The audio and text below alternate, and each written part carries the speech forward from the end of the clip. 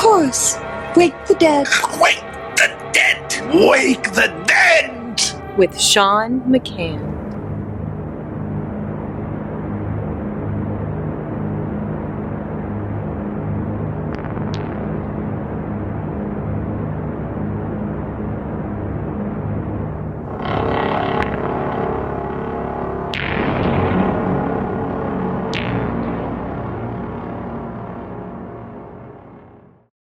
Greetings. Welcome to Wake the Dead. Today, we are very happy to have first-time guest, Fiona Barnett. Welcome. Thank you so much for having me. And I just, Awesome. Thanks to your viewers, and I hope I can shed some light on some of the stuff that's come to the fore lately. Well, in the that's media. great, because we've been digging down some pretty dark rabbit holes, and we found you here, and you've got some light to shine, so we're very glad to have your voice here with us. Thank you. So many of my listeners should know who you are and what you've done. But for those who maybe in the future who are just clicking this and because they've heard your name for the first time, can you tell us about yourself and what we should know before we start? Okay, so in a nutshell, I, from age one, was targeted and basically recruited into MK Delta, well, as a candidate for MK Delta. I had Nazi grandparents. One was a step-grandparent. The other one, we still don't know who she was, whether she kidnapped my father from the death camps at the end of World War II and threw together a fake family and got refugee status. A lot of Nazis got into Australia, including former SS and Eric Traub, head of Nazi bioweapons, and Leonis Petrauskas, whose father was second in charge of the Soviet Union, and he himself was a Nazi doctor. They got to me, and they knew my Petrauskas was Lithuanian and knew Helen Holozak, my Lithuanian grandmother. So my father, I'm second generation MK Ultra. My father's first generation. So his parents, step-parents, kidnappers, whoever, settled in an area sort of south of Sydney, and it was right near the first Australian boys' town, Engadine Boys' Town, and a stone's throw from Holsworthy Army Base, Australia's first army military base. And Holsworthy Army Base was just across the road from Ensto nuclear reactor at Lucas Heights, and the CIA had underground, facilities, multi-story underground facilities at Ansto nuclear reactor, and at Holsworthy Army Base, sort of south of the main entrance. They had their own area there, and there was a tunnel system connecting all those organisations, including Boys Town. So I was basically trafficked by the military. So I was subjected to MK Ultra from as soon as they got me. It's when my brother was being born, and my mother had to stay in intensive care with him. And I was dumped at the grandparents' house, and that's when they got me at, I was under 2. So I was... the main perpetrators of this in my life were, there was a guy called Dr. Green, who, I can't remember his first name now. He was very old and I was very young when I met him, and he assaulted me. But he was in the group with Gittinger. John Gittinger was the head CIA psychologist, an absolute genius, who created the PASS system based on the Weschler test, and he could personality assess anybody and reverse engineer it. So he could observe someone's behaviour, predict what their scores on the Weschler would be, or read Weschler scores and just tell you everything about that person, their weaknesses and all this sort of thing. He was a genius. Leonis Petrauskas, of course, who lived in Engadine. Who else was there at that particular first meeting. A couple of people like Carol, who was the CIA secretary. There was a blonde woman, maybe her name was Bridget or something. We all met in Petraskas's house, and then I ended up with them at a ritual on the like Freemason type chessboard with the encircled pentagram in the middle of it. The bottom story, there's about 7 stories at the Holsworthy Army Base, and they did this. That's where it all started, you know. So, and from there, I was really abused a lot by Antony Kidman. He and Wendy Louise Walker, they were the Australian Sydney University students who were taught by Martin Orne, head CIA MK Ultra psychiatrist, who came out to Australia in 1960, spent a sabbatical at the University of Sydney, teaching them how to do, you know, how to conduct unethical hypnosis. But that's not all he did. There's a building at the University of Sydney called the Madsen Building. It's about 5 stories, and it was purpose-built for the CSIRO in 1944. CSIRO, Eric Traub headed that secretly. And documents in the National Library over here prove that Eric Traub and Leonis Petraskas were both given approval by ASIO to go over to Papua New Guinea, and that's where they met up with Margaret Mead, the weaponised anthropologist. And people need to understand that the actual true pioneers of MK Ultra in America and Australia and Britain were Margaret Mead and Gregory Bateson, OSS, then CIA. They did all the initial studies dating back to like the 30s, or maybe a bit earlier, on psychedelics and then hypnosis. So you will see they were good friends with a lot of the famous, you know, Esther Brooks and Erickson and all them.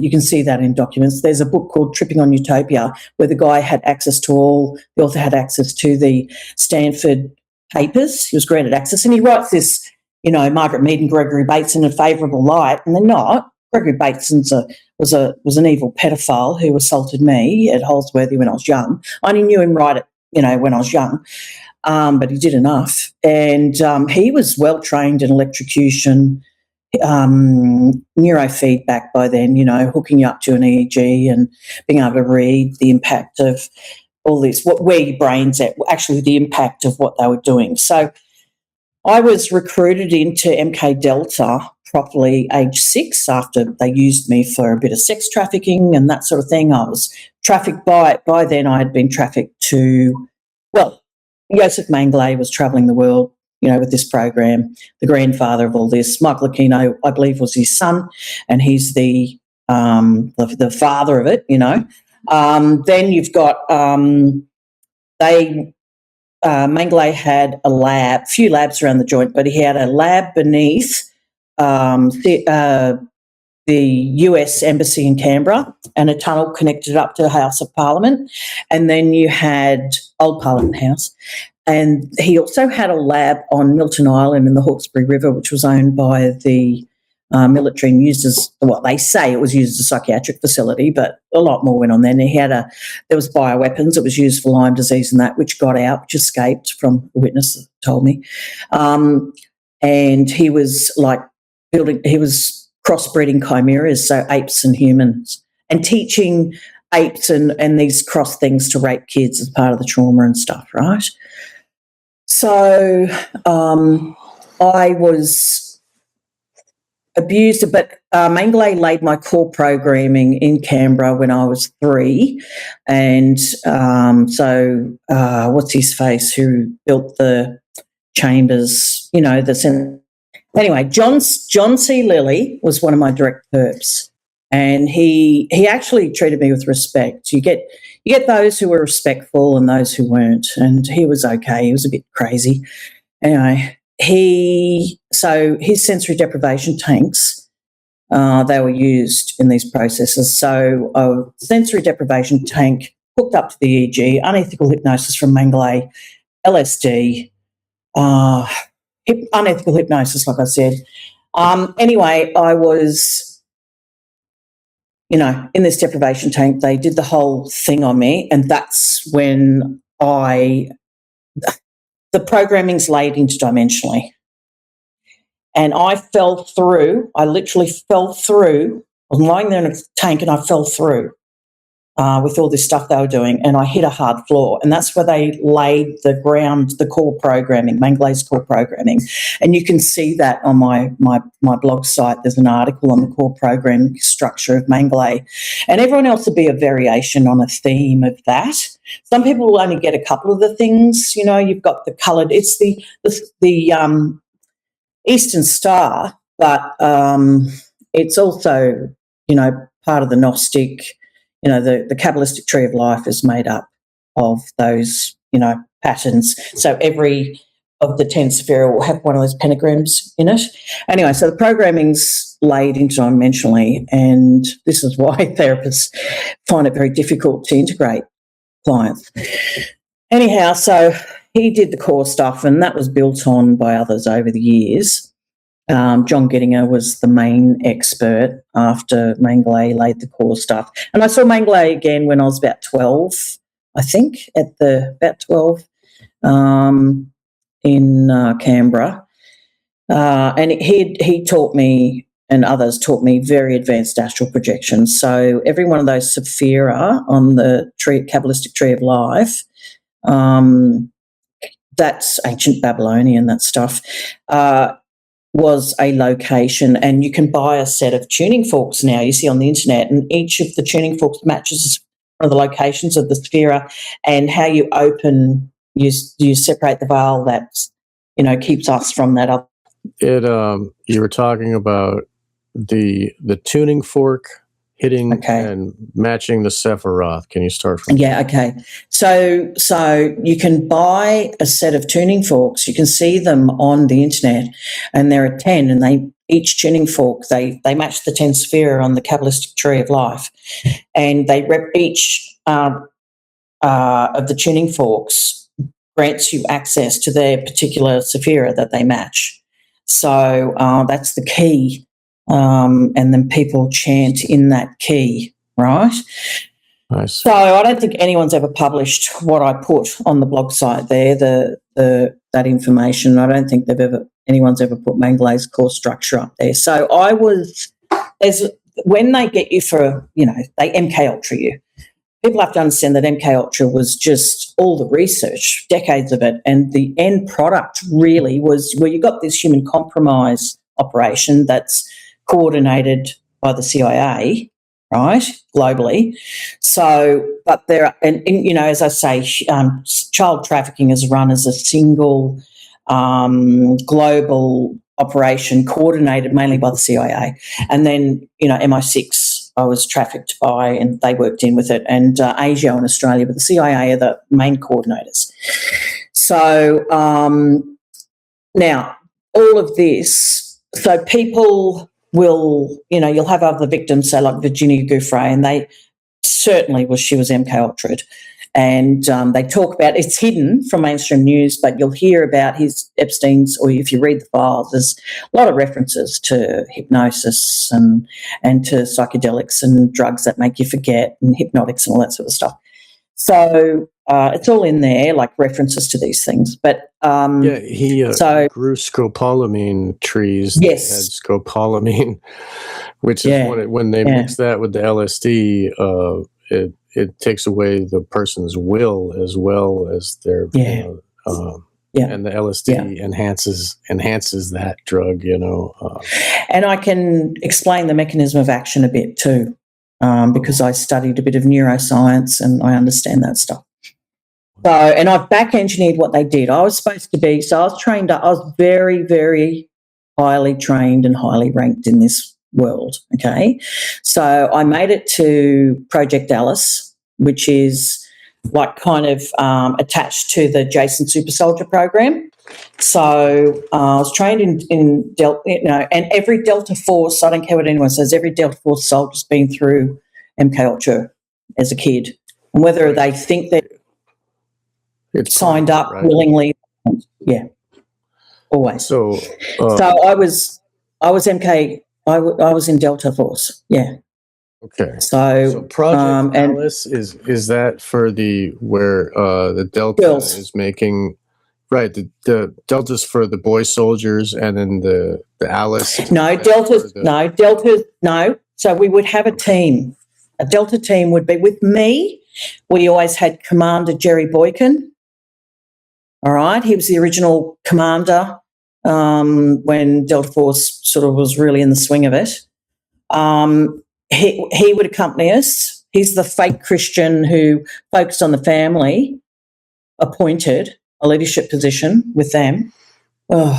Anyway, he's guilty of crimes and treason, and he's a monster. Anyway, when we would, go on operations and in training, whatever, there was Jerry Boykin. We always had the commander. Then there was Jason 1, Jason 2, Jason 3. No one ever knew each other's names. We never talked names. And then there was an Alice. That's your proper, really black ops clandestine team. I see. Okay? Because best soldiers are female. Right. What they wanted, lethal, because of the connection between the left and right hemispheres. Okay? So for those who don't understand, the brain has two hemispheres, two halves joined by the corpus callosum. And when you go about in everyday life, your left hemisphere is dominant. Now, left hemisphere is language, it's conscious memory, it's critical analysis, critical thinking. It operates on rote memory. To learn, it relies on rote memory. It's quite limited. And when somebody whose average IQ performs some sort of cognitive task, only the left side lights up. But when you get something very high, someone high IQ, like IQ on the old test, 130 plus, the right hemisphere lights up at the same time because right hemispheric processing is superior. So the right hemisphere is responsible for implicit memory. It's the one that is responsible for like very advanced language, advanced math, which it computes interdimensionally. So the right hemisphere functions, makes computations interdimensionally, okay? And it's on that the CERN Alice project was based. So when I say Project Alice, we were the prototype for CERN Hadron Collider, which is run on an. So, okay, you were talking about Project Alice and how the female soldier sent with the other boys. And actually, a good friend of the show, Carrie Olai, she had a show, we talked about her hunter tracker training, where they trained her to be a wolf with two other boys. And they would go and hunt people that were escaping, the New World Order. They were. This is the programming that they had for after the it's installed. The new order is installed, and so they would go out into the woods and find people trying to be free.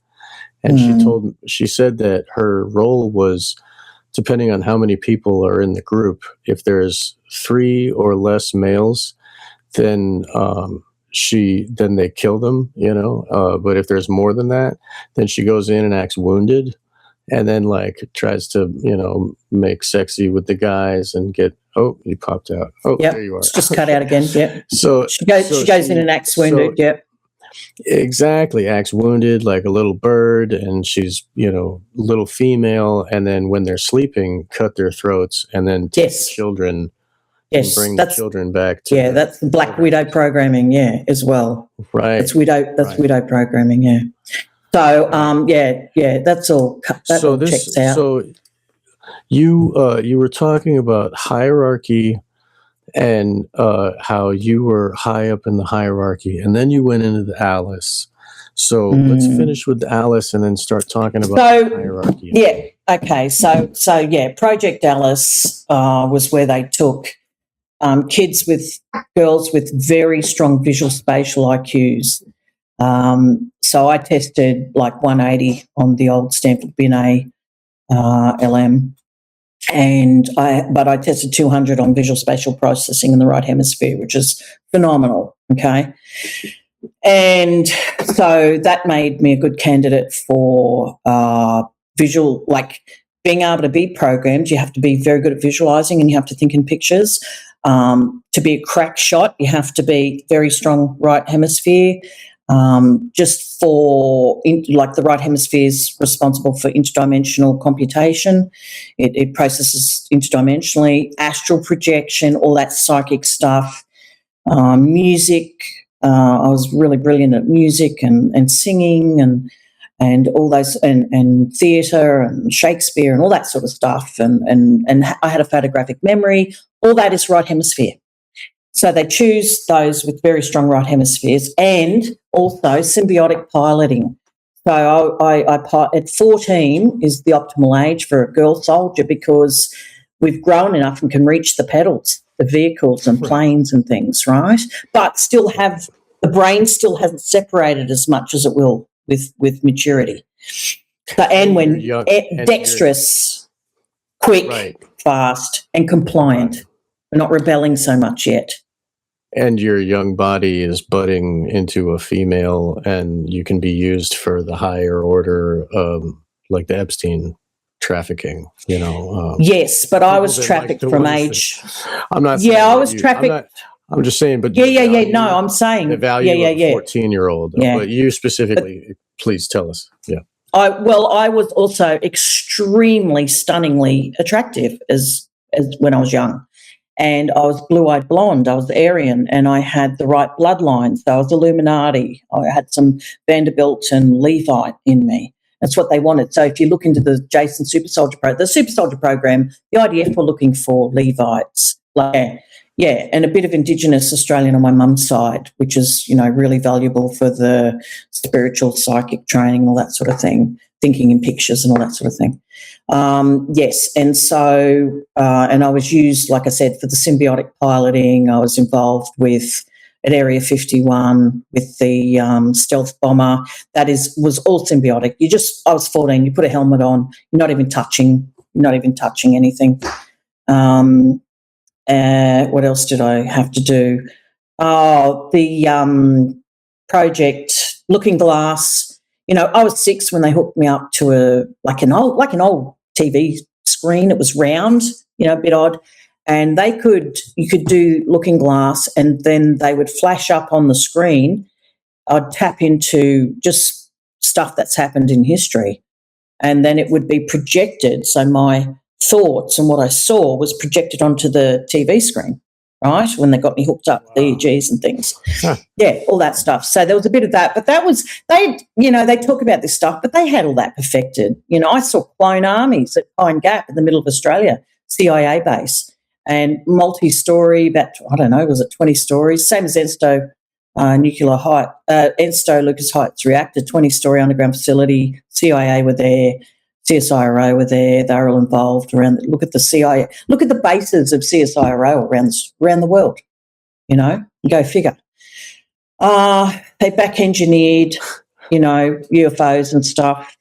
The UFOs at Pine Gap had NASA written on the side. They were like whitish paint, silvery, like really pale with NASA written on them. They were already genetically engineering, 7-foot like clone soldiers back. I was 6. Who knows what they've got now, Yeah, you said I served. You said they were crossbreeding apes and men to have beasts. I mean, chimeras, gene splitting, right. And they're doing other weird stuff. So people criticise me, going, "Oh, what, you put your toes in, radiation?" I don't know what happened at Ensto. I just described exactly what I remembered, but I do know that they were changing DNA in the soldiers using radiation, but they would first give you something that made you impervious to the harmful effects. So think Marvel comics, DC comics. We got touched with radiation, turned into Spider-Man. That's all. They're just telling you what they've really done. So when you talk about the wolf training before, it just, I just knew what you're talking about. They also enhance soldiers' capacities by crossing them, giving, whatever, with wolf DNA, doing something, changing them, enhancing their abilities, giving them some wolf features and, good night vision and stuff like that. And they injected all of us with radioisotopes. And a doctor in Texas suggested, and it's in my book, that might be to track the team. I don't know, but then I got a tumour on my spine years later. You don't inject radioisotopes into children, so you get cancer eventually. Right. They do it to adults. But I was 12 and 14 when they did it in my spine, and then I had a massive tumour. So yeah. So I was. So it was suggested that was just to track you and make sure you were one of them. Well, that's just to track the team when we're out in the field. So I was deployed on wild missions. Like, all right, since you guys all believe this stuff anyway, the original, the one they made the movie, Stargate, the movie, that was based on Delta. Who's in the movie? Delta.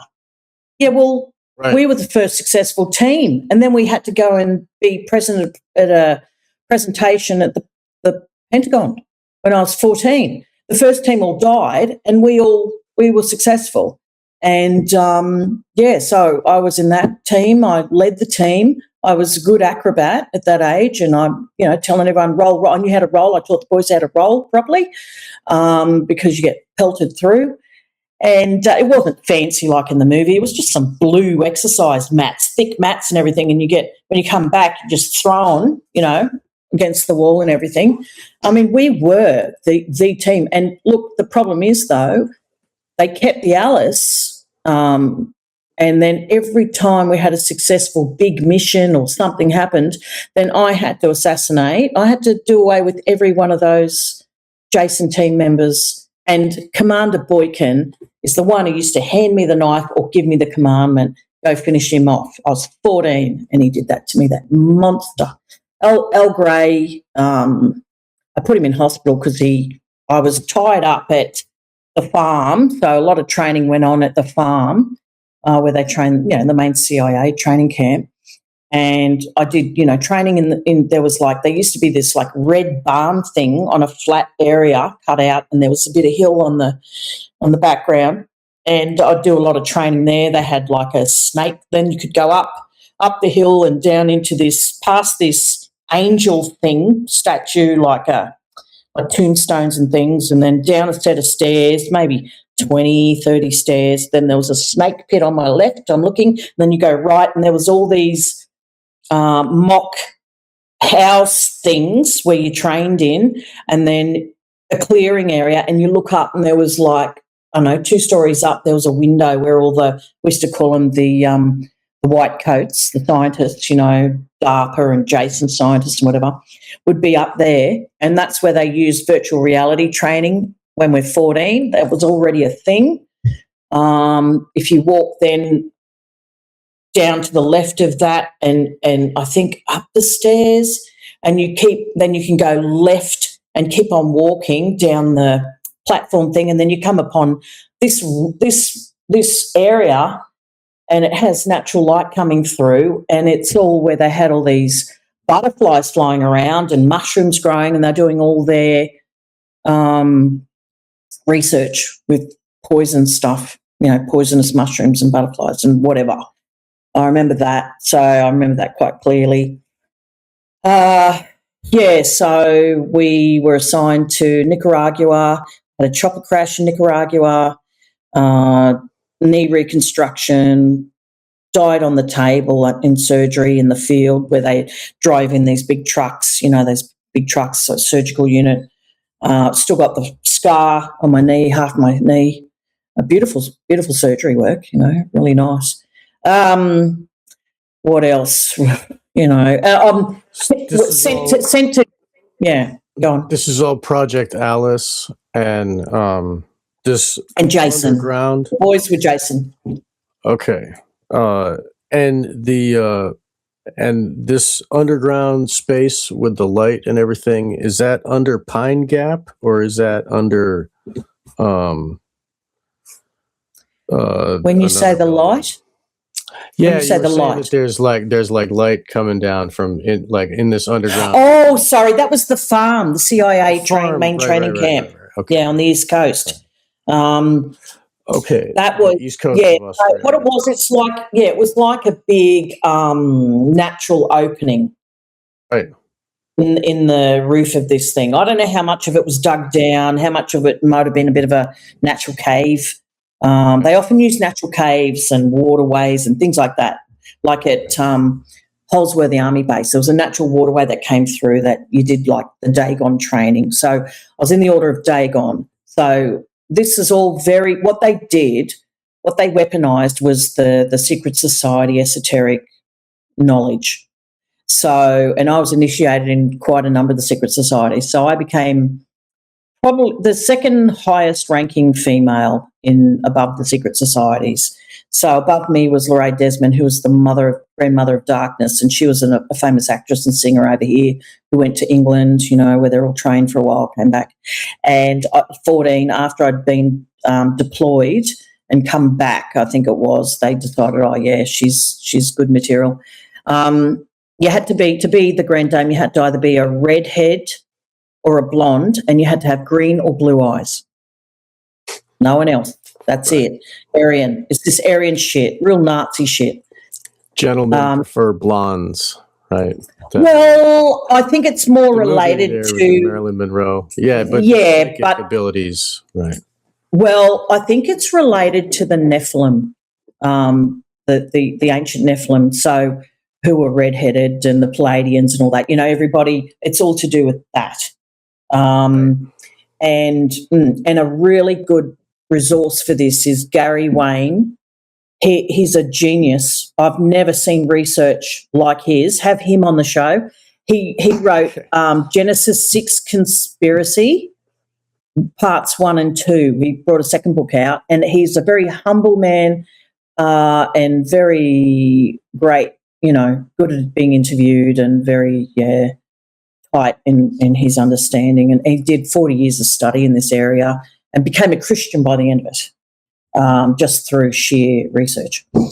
So I was initiated into and abused by a whole bunch of secret societies. So you've got, the Hermetic Order of the Golden Dawn, the Theosophical Society are some of the old ones. You've got Ordo Templi Orientis, the OTO. Their headquarters in Australia was located in the Wentworth Building, Student Services Building at the University of Sydney.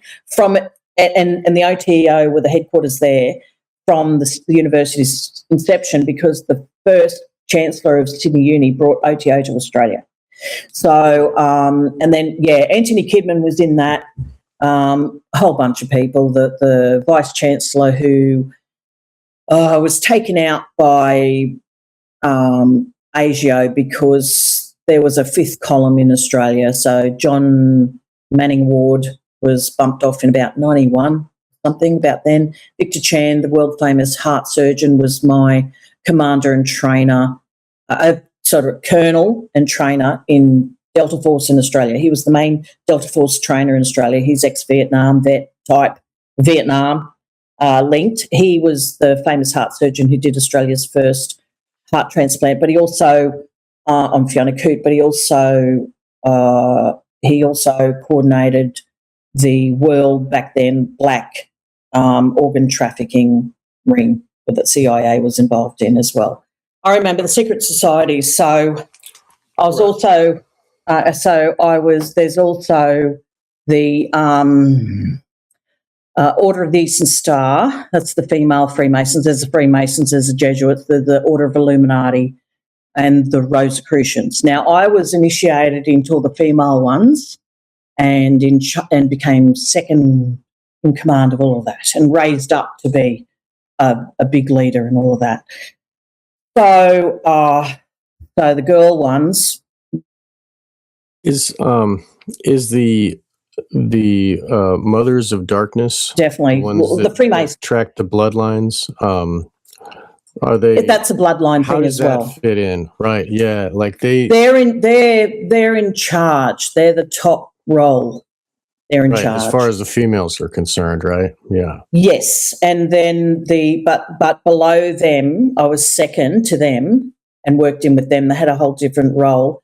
I was the Grand Dame, and my role I was being raised to do was to help train up all the Illuminati kids who would then take on the role in the future and have prominent roles in this world.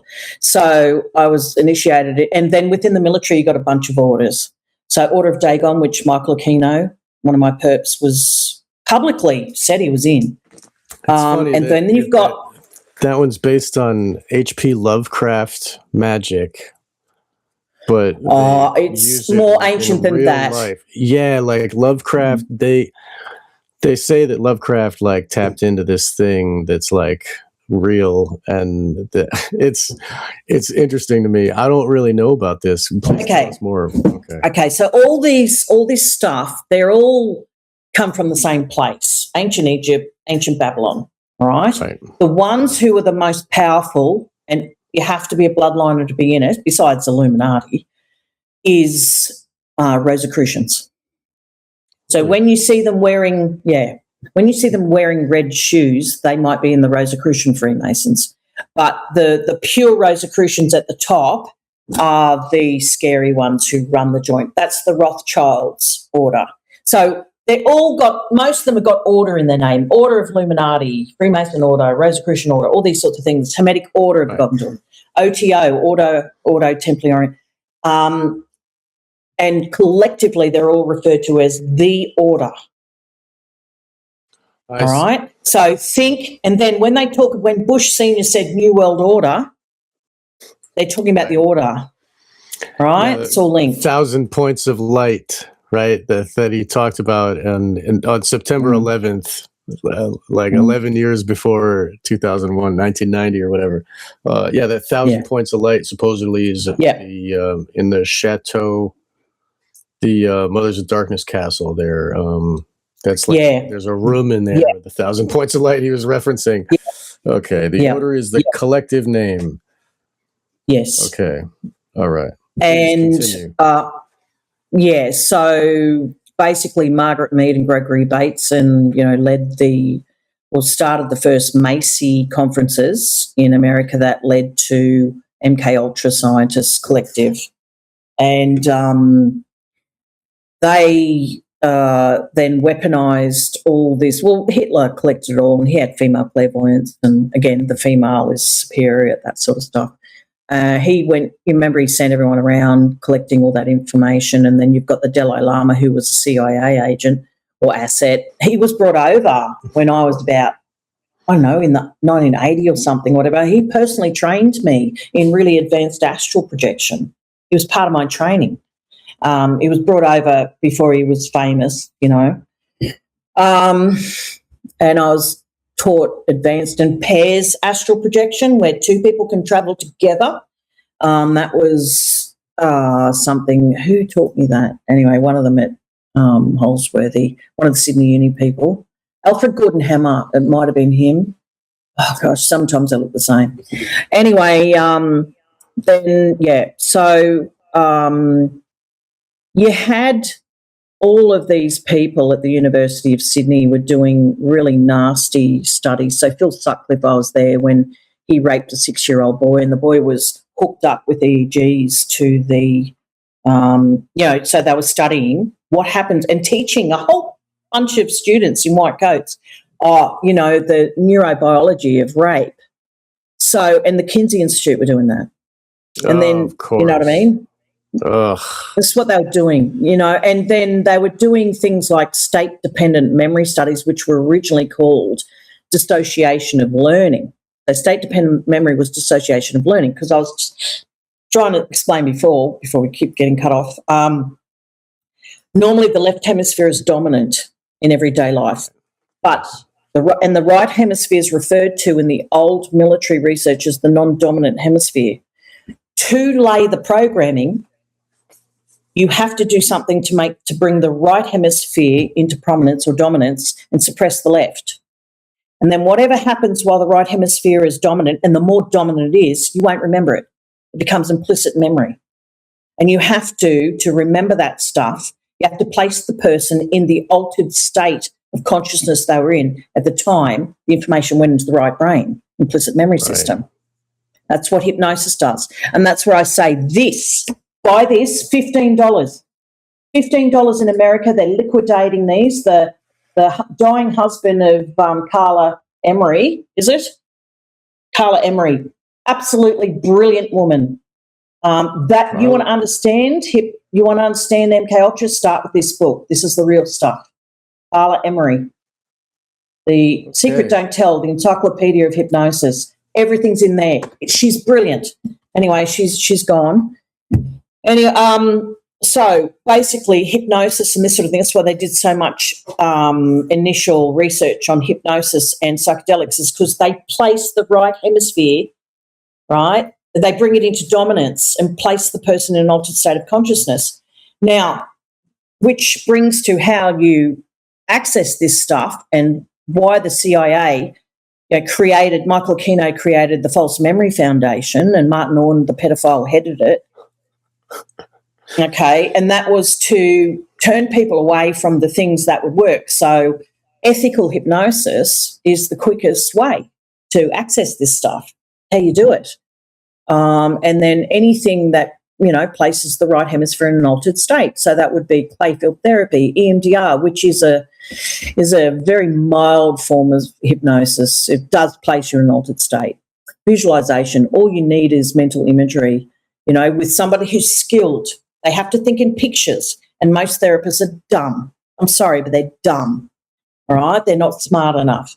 And they often are, especially the females, are often victims of, child abuse and whatever themselves, very fearful,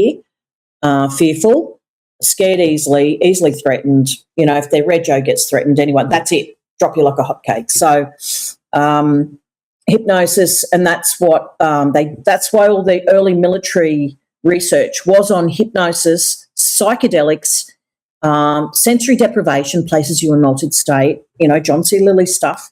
And you can use neurofeedback. So you need to go and look at who invented neurofeedback. It's phenomenal as for recovery, right? You can actually just stimulate certain brainwave patterns in the brain, and that can access memories. So if you stimulate, like the occipital lobes at a theta rate or whatever. So how it works is the slower your neurons fire in the brain, the more you go into an altered state of consciousness. So you've got something like, guided meditation. You'll go from a beta to an alpha state, and that's when you're ready. You're preparing for suggestion, and you're turning off. See, the left hemisphere is being suppressed and critical thinking is suppressed. So whatever happens while the right hemisphere is dominant, so, you go from theta, delta's very deep hypnosis, very deep altered state, then you're not going to remember it. But the thing is, you're very open to suggestion, and whatever they put in the right hemisphere while the left hemisphere's critical analysis is gone becomes classical or operant conditioning, becomes a conditioned response. Yes. This is why Carla Emery's book's so good, $15. Don't buy it on Amazon for $3,000. Holy dooly, they're flogging them for $15. But the nature of the human is it's basically a programmable machine, right? And we think that we're using our conscious mind when our subconscious mind is really 96% or whatever of all of our actions. Your right hemisphere, even when it's in a non-dominant state, because your left hemisphere is the talkative side, the left hemisphere places everything in context, time, date, place, stamps, everything. And for information to be processed by the left hemisphere, it first has to pass through the hippocampus. Now, hippocampus is theta is hippocampus. So in therapy, you must stimulate theta oscillations.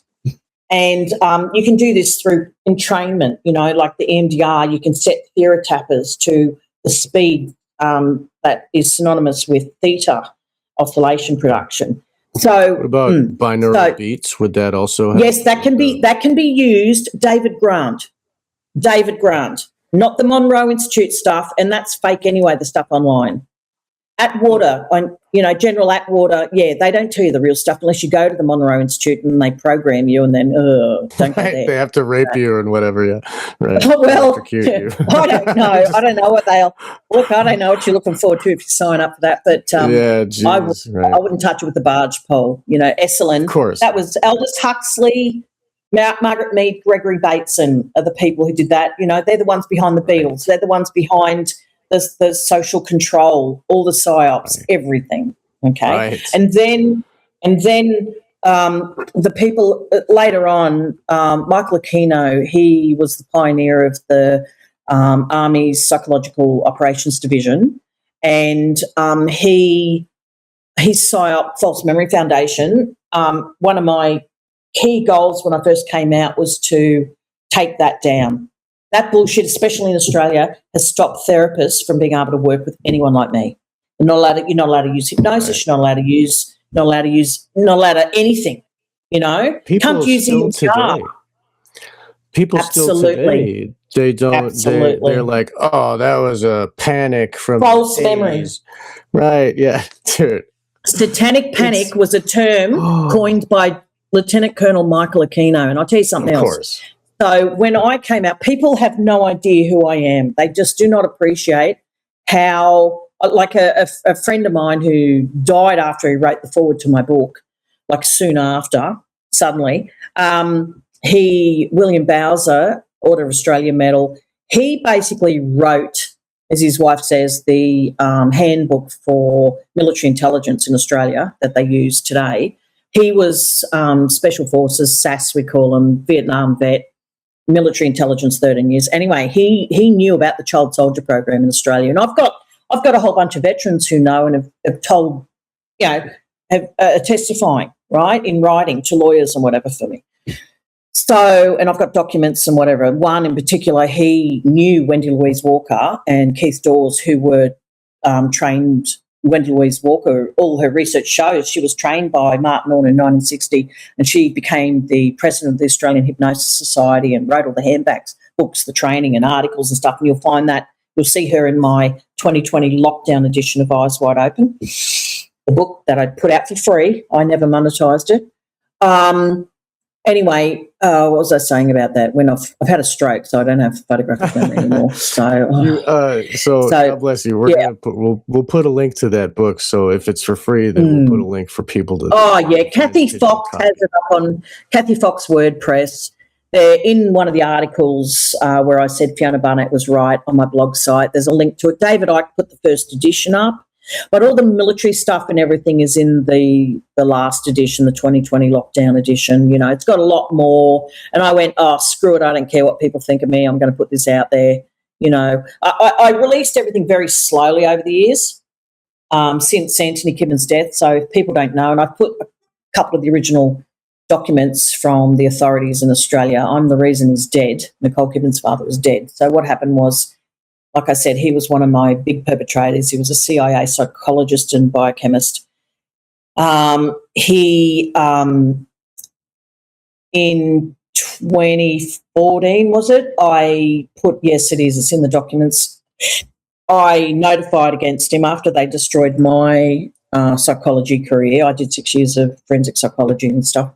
After they destroyed my career, because I wouldn't go back and join the military probably, it looked like, I notified against Antony Kidman. I thought, well, he's still working and he's a registered psychologist. I'm going to, what's he doing working? So I put in a notification and he was like, he was placed, and I found out through journalists and whoever in Australia, he was placed on suicide watch. He took off, went and saw Nicole in America or something, and then went to Antonia in Singapore and jumped off the top balcony of the hotel that his daughter Antonia Kidman owns in Singapore, and died. So, do you think? Was he? I don't know. I just know he definitely died. So the feds. What's important, right? The Australia is in hell. That's all that matters. Look, and I don't celebrate that. Okay, when the journalist first told me that everybody in Sydney, his security team and the paparazzi and everyone knows it was me and I'm the reason he was dead, I actually burst into tears because At the end of the day, there are no winners in this shit. There are no winners, right? You don't want to These be people responsible are for deceived. death. I don't you're believe not that's really fault. responsible. He No. wouldn't be running if he didn't abuse you. It's his fault. Well, yeah, but I mean, yeah, and I don't believe this shit's so full on, and I don't believe Nicole Kidman is alive anymore. I believe, mate, if you compare this new skin she's got with like 10 years ago, she looks better now than 10 years. It's not just surgery that can do that, you know. Well, I mean, I don't know if she looks better. I only remember, like, I've seen Eyes Wide Shut maybe a fucking 1,000 times or something. So, like, to me, she's always Eyes Wide Shut. It's just like in my brain. But like, I try watching this like Baby Girl or whatever. She's like a sex symbol of like some cougar woman who it's crazy. I mean, it came out. What about the movie where she had a bath with the baby with the little kid who was her lover or something, reversed in eight? I don't know. Oh, I don't know. She's probably. God, was that the? I don't know. I didn't see the. I can't remember one, but I mean, like that's probably that. It's all mind control to make us go against nature, right? So, okay, you were talking about how the false memory syndrome, and then we got into Antony Kidman, and yes, so yes, okay, so the false memory foundation. I was determined to expose that, plus something called the Woodrow Commission. Like I said, Michael Aquino coined the term satanic panic in the 80s and got dressed up in, like a Halloween corny costume and went on Oprah and said, Elvira, respect my religious freedom and right to free speech and all this stuff. And that's his way of covering up the fact he was involved in every trafficking case, McMartin Preschool, Presidio, the Finders, all this sort of stuff. He is linked to them all and named in them all. So it was his job to cover it all up. Well, the FBI helped too. So the FBI did a big cover-up. May I interject that Oprah was working for him when he was doing this Psy War that he does? Yeah. What he did with Oprah was integral to rolling out the defense of the Satanists in the Satanic Panic, even though she acted like she was like, oh, Satanism's bad. Yeah, victims, and this is, let them talk and treat them with respect and then like argue on their behalf and give them a voice on, for all the bonbon dialectic. Right. Hegelian dialectic, thesis, antithesis, to bring about a synthesis that the CIA and ultimately the ones in charge, the Rothschilds that they all answer to, have determined. That's why Oprah is so powerful and why they never took her down all this time and why she's on the run right now. She might be one of the bloodliners. Didn't she have 6 toes on each foot? I don't know. I thought she had 6 toes. Anyway, from years ago in the media. That's interesting. Yeah. She probably would. I mean, she's kind of a beast. But anyway, like I'm going to be doing a show. So False Memory Foundation. I took aim at that in when I came really out 2015. And it came down. I successfully hammered that and exposed the Woodrow Commission, which was the Satanic Panic in Australia. They blamed it on the fake False Memory Foundation, Elizabeth Loftus, CIA psychologist researcher. It was all, exposed as fabricated, but doesn't matter. It still runs the unis here. And I got hammered at uni years ago for saying that's all a lie. And the McBarton tunnels were there, and I got laughed at by the lecturers at Bond University and targeted for removal after that. And the Bond University are in the files, by the way, in the Epstein files, and my articles about all of that are in the files. So anyhow, they were referenced by a university student who came back and said, oh, yeah, they're still raping everyone at the uni. Anyway, so Michael Aquino. So when I took down False Memory Foundation, it was disbanded because of me.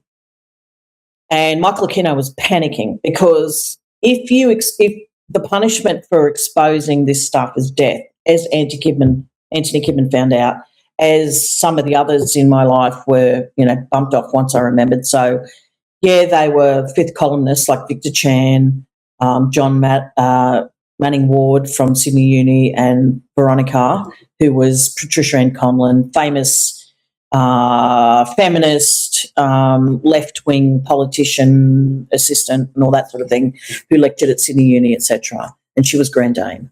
I took over from her. Well, so once I took down, exposed all that stuff, and I had a few targets like Hillsong Church is a CIA cutout, always was. Antony Kidman was, abusing kids there and turning them into, I don't like the term child prostitutes, but, trafficking children from age 2, and I spoke to victims about that. Then Michael Aquino, who was freaking out. Freaking out. He disbanded the False Memory Foundation, closed shop, everything, because of me, my attack on it. I was huge. Back then I was huge. I had 100,000 hits on one article in one day. Watergate was pedogate. I was used 9 days before the election, between Trump and Clinton or whatever. For some reason, stuff went viral. My stuff went viral. That's when they had the Pizzagate was starting to come out and all that. Yeah, it was Pizzagate, but it was also, there was Marina Abramovich and the spirit cooking. All Clinton's that. Clinton's emails, right. Yeah, Podesta files and all that. So what happened leading up to all of that was I went public, and then Michael Aquino was freaking out. His life was on the line and he knew it. And so this is what happened. So he introduced QAnon, right, specifically in response to me, all right? Trust the plan. Because so Jim Watkins was Michael Aquino's military buddy. Jim Watkins ran 8chan as a porn site to begin with. Then he became Q, and he said it to mainstream media journalists. He and his son ran Q, and so they were quoting me. And in Australia, I became the QAnon poster child. Wow. And I couldn't say anything because there was someone, so one contact with the federal police here, there were some good feds, and they said, look, do not go against QAnon, when I'm going, what the hell's this shit, and do not go, JFK's still alive, Junior, and I'm going, what, anyway, do not, I'm like, anyway. Trust the plan, though, is the real thing. And to make you sit on your hands and do nothing, right? Yeah, Q's endorsing me by referencing my Watergate was pedogate article that went mental before the election. Because they had to have a little bit of truth to get people hooked. And then and I had such a following, so they had to associate me also with QAnon. Then I was set up as a right-wing terror threat in Australia, and then they tried to set me up to either gun me down or drag me off to Paul Mullen's Fixated Persons Unit. So Paul Mullen is an English piece of shit MK Ultra psychiatrist who's responsible for so many operations over here, like Port Arthur. He diagnosed Martin Bryan as IQ 60, and someone who took out the headshot rate of someone with an IQ of 160. It's actually neurological impossible for Martin Bryan to have done that, to committed those crimes, because he doesn't have the IQ to do it. It's impossible. You have to have a very high IQ to be a good shot. Visual spatial processing ability. What's the first thing the army do when they, test someone out? I give them an IQ test. Then if your visual spatial IQ is all right, they send you out for go on the guns and see, let's see how good you are, and then you put into sniper training if you're good. They fast track you into intelligence, sniper training, blah, blah, blah, based on whatever the IQ test says you're good at, indicates. Anyway, so Paul Mullen, so he's the one the royal family hired to hide Prince Andrew's shit and his crimes and the royal family's crimes and Jimmy Savile and all that. And he wrote articles in 2008 saying whoever says royal family, pedophiles or whatever, are crazy and you've got to lock them up. So then he came to Australia and opened up 3 fixated persons units for me, and then they tried to get me in them. And MI6 agents and everyone to do with Isaac Kappy. So Michael Aquino sent Isaac Kappy out here. He was a Hollywood actor, like just a minor actor, but he was one of Michael Aquino's assets. There's only one reason he rose up and started talking about Tom Hanks and everything. I'd already put the article up there Tom Hanks is a pedophile victim speaks. That went mental in the old days in 2015 or something. I just reposted the victim's own story. That's all I did on my blog site. I went mental. Tom Hanks wanted to kill me. And then they put on this. He went on the run after when the Epstein files came out. He ran off to Greece where they don't have extradition for this. So that, and Oprah's on the run too, I heard. Yeah, a whole bunch of them, aren't they? Ellen DeGeneres, she's in England. And then Rosie O'Donnell's in Ireland, you know. All this shit has been, you know, farmed out, distributed amongst the nations. So, I'm not saying I know much about Rosie O'Donnell, but, you know, they all say the excuse is, oh, you know, Trump got in power, I'm leaving. Oh, yeah, okay. Right. I don't know, I'm not buying it. Weird. After I read the files, I'm not buying it. But but it seems like they put Trump in power because the files were going to come out, and they knew that they needed some kind of cap on it. And since he's so into it, like he would help to keep a cap on it. I don't know. I don't know. Hegelian dialectic, thesis, antithesis. You know, like. Well, I think they're all in them. So, like, whoever they pick is going to be in there. But it seems like, you know, they were best friends. But anyway, so you're talking about Paul Mullen, the English piece of Paul Mullen. So English piece of shit. So then Michael Aquino sent Cappy out here in late 2018. He was here for my birthday and everything, and I loved Cappy. He was the core Cappy. He was a lot of fun, and he was but he was an MK Ultra asset. And what happened was, I knew what was going on, and he went hysterical when he couldn't get a couple of police narcs into my home, and went hysterical, and all this sort of thing. And my family was so loving towards him, and you know, my husband's trying to teach him about the love of Jesus and everything. And like, you know, I get teary actually because he's at the table, the poor abuse victim, you know, and his parents are involved, piece of shit. Probably sold him or whatever, but they're horrible. Anyway, and he was so talented and he was so good at the violin, had all this talent, and then he was just used and abused. Anyway, he's there going, and the name of Jesus came up at the table. He goes, oh, he's one of the good guys, isn't he? And, you know, and I just was there, and I was so angry by now, knowing he was trying to set me up and everything, and my family was so loving, and my kids were so kind. My little girl, the youngest, she was just she realised, oh, this guy's not right in the head, and she was so kind, and everybody... They were so much more patient than I, and I was wrong. You know, I lost my patience, and I shouldn't have. Anyway, kind of worked out in the end because he became a born-again Christian just before he went, and I believe Craig Sawyer killed him. Craig Sawyer wanted to kill me. I had insiders in that Vets for Child rescue place, and his chick who did all the 14 arrests and everything spilled the beans, and I had it all up on the websites, all the fake checks and everything. He was just a junkie and had roid rage and spent all his money on NASCAR and drugs and Vegas hookers and all this stuff. And I had all that information, still do on file. Anyway, here's the last person. Cappy was terrified and turned to him, and he's the last person there. When Cappy's there freaking out, and Cappy's saying, I've betrayed someone everyone knows and loves and everything, and that was me. And anyway, when Cappy was here, Isaac tried to give me 3 or 4 numbers of Michael Aquino's, and my friend David Sherter, who's a fellow victim of Michael Aquino's, Isaac tried to give them also to David Sherter, and both David Sherter and I going, hell no. And if you read this book, you'll see why. I hadn't properly integrated at that point. Hypnosis after just one induction becomes a conditioned reflex. It's so easy, and if you've been hypnotised as much as David Sherter and I have, then you're very vulnerable. And Aquino could have said anything and I would have been under his spell. So it was like, fuck that. You know, I'm not ringing Michael Aquino. Anyway, when it didn't succeed and Cappy went home and I said, they're going to kill you, Cappy. And I said to Ty from Out of the Gate back then, somebody who was doing podcasts and stuff, I said, he'll be dead very soon, very soon. And the next day she rang me and said, he's dead. And I was just wept, you know, because I knew.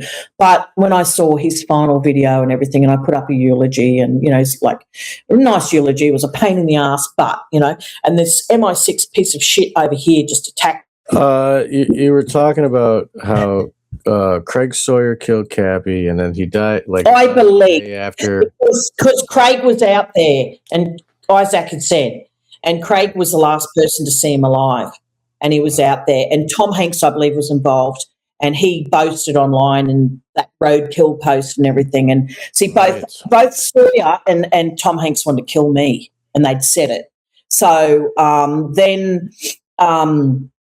and the person involved in covering all this up is this piece of shit, Corey Daniels, Phoenix Enigma, and he wrote a dossier against me in collaboration with the arseholes in Australia, and which I've put a really good rebuttal up on my blog site again. I'd put it up years ago, but it's all fake and whatever. Anyway, that Phoenix Enigma is a piece of shit who's attacked me from the beginning, and works in with MI6 and CIA and all that, right, to shut me up. And I'm really angry at Sean Atwood in the UK, who's now got 1 million subscribers. All he does is interview all the bastards who tried to take me down. So, here we go. 108 again. So that Kevin Arnett, Kevin Arnett. So the article that Kevin Arnett, he's a womanizer, and one of his, groupies wrote on Neon Metal, that was used by ABC, our Australian Broadcasting Corporation, or I call it Australians Broadcasting Communism. That's the government spokes, the mouthpiece for the government over here, the TV and news outlet. And they did a number of hit pieces on me and featuring some of these agents. So Scott Morrison himself, our Prime Minister, tried to take me down, take me out. He's the one who mentioned my suggestion of including ritual abuse in his national apology to child abuse victims in Australia. And he brought Isaac out in conjunction with CIA, Michael Aquino, and Tim Stewart, his wife's Tim Stewart's wife was head bridesmaid at our Prime Minister's wedding. So Tim Stewart was working, I don't know, military intelligence or something, working for them. And then he made out he was a QAnon fan and everything, and I don't think he was. But then I managed to get the Prime Minister to include the words ritual abuse in his address to the nation, which they've never gotten over. And they did all these hit pieces, and ABC did all these hit pieces and everything. Again, they'd already done in 2014 media attacking me, and so they put this hit piece on Tim Stewart, and I'm in there, and all this pieces of shit interviewed and whatever, so to try and take me down and make me out to be a QAnon nutter again. I had agent provocateurs trying to get me to endorse really illegal stuff in Australia, to take illegal weapons, to endorse T-shirts that said, pedo hunters and all this sort of thing. And luckily I'd studied law and I knew these were all breaches of the 2010 anti-terror legislation that John Howard brought in, the Freemason from Sydney Uni, and so they're all trying to set me up to be dragged away to Paul Mullen's fixated persons unit. So, it's been pretty bad. They've just resorted to shooting people now. There was a couple of massacres and, making people out to be right-wing nutters and all this sort of thing, and they send cops in and they gun down these new, lovely, innocent cops and say, oh, they did it. That's what they were doing to me around the same time they tried. All these a few times. Yeah, so, I hope you stay safe. They've tried. This is my whole life: dead animals, killing my animals, burying them up to their necks in the yard to traumatize me. Killing my dog, killing my beautiful ducks, and all that sort of thing over the years, and completely surveilled the whole time. Bullet ricocheted off my windscreen and shattered my windscreen on the highway. And then that night they left a meat cleaver just below the bullet hole, we're at the point of impact, just in case I didn't get the message and things like this. So they're arseholes. Destroyed my career. Nicole Kidman owns Sydney.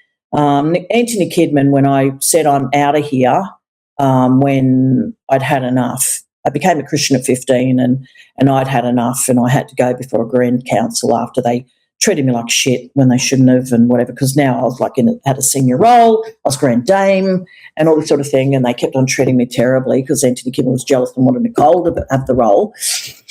Anyway, and I fought back and, and I said, I'm out of here. And then he said, you'll become nothing without our endorsement. And I was so gifted at everything. I was a genius at art and music and everything. So, and I'd be true to his word. They destroyed every career I ever tried to undertake, every hobby, every activity, my whole life. I'm 56. They've pursued me my entire life since I left at 16. So, and they kidnapped me. I tried to go to art college in Sydney, to the top art college in Australia, and they kidnapped me at 18, just 18, and kidnapped me.